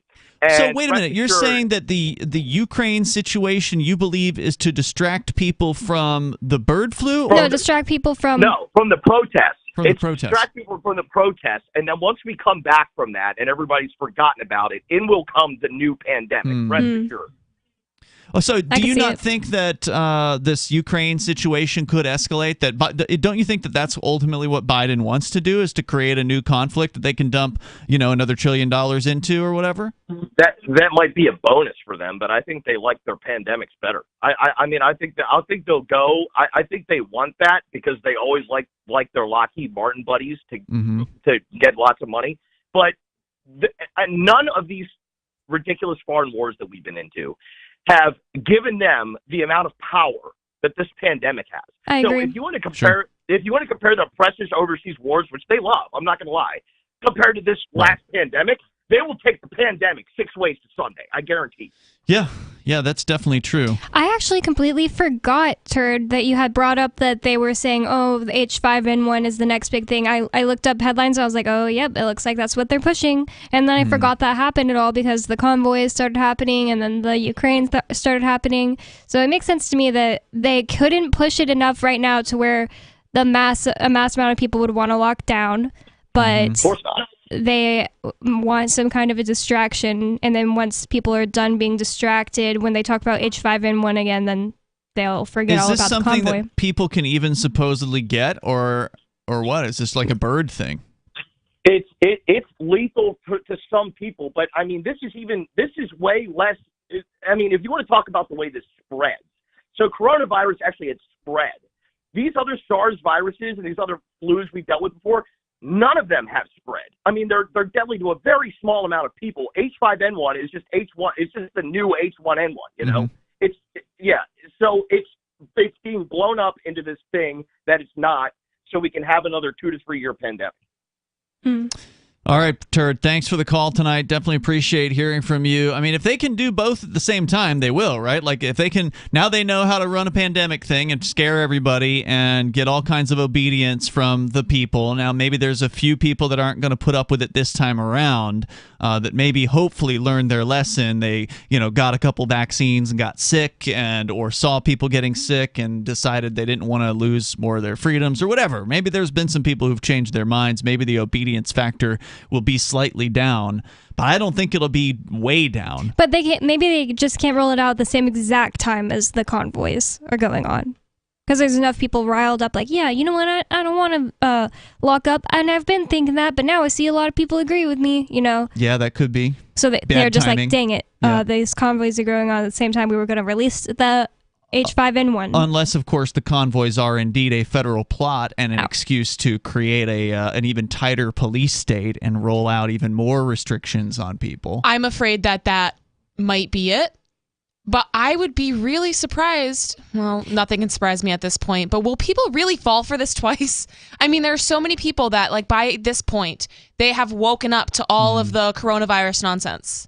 So if they're going to roll out this H5N1, are people really going to fall for it? Is it going to work again? The same playbook? I doubt it. I think it could. I know so many people who just, put on a mask to go to the hospital or whatever they have to go. There's still people who will not take the mask off today. Yeah. Well, dang, I forgot. Even though they're not mandated. My reasoning for thinking that the Canadian convoy was not just some kind of Fed plot is just the fact that it went on for so long. Like, getting so much, I mean, that was so much talk they weren't prepared for in it. the way of peace and freedom. There was so much, like, it was such a good commercial for Bitcoin, peace, freedom, and love. It just seems like it couldn't be, if it was a Fed plot, I feel like they'd have taken it down really fast, and look how you can't even protest here. Good points. I don't think the Canadian one was. I think the U.S. one might be. I'm still undecided. The jury's out on that one. But I think the Canadian one was absolutely authentic. Yeah, and it did seem to start in a very grassroots manner. Yeah. There wasn't this sort of website that you go to register. It seems like the U.S. ones are just kind of like copycatting and like piggybacking off of it. Which is, and there's nothing wrong with that.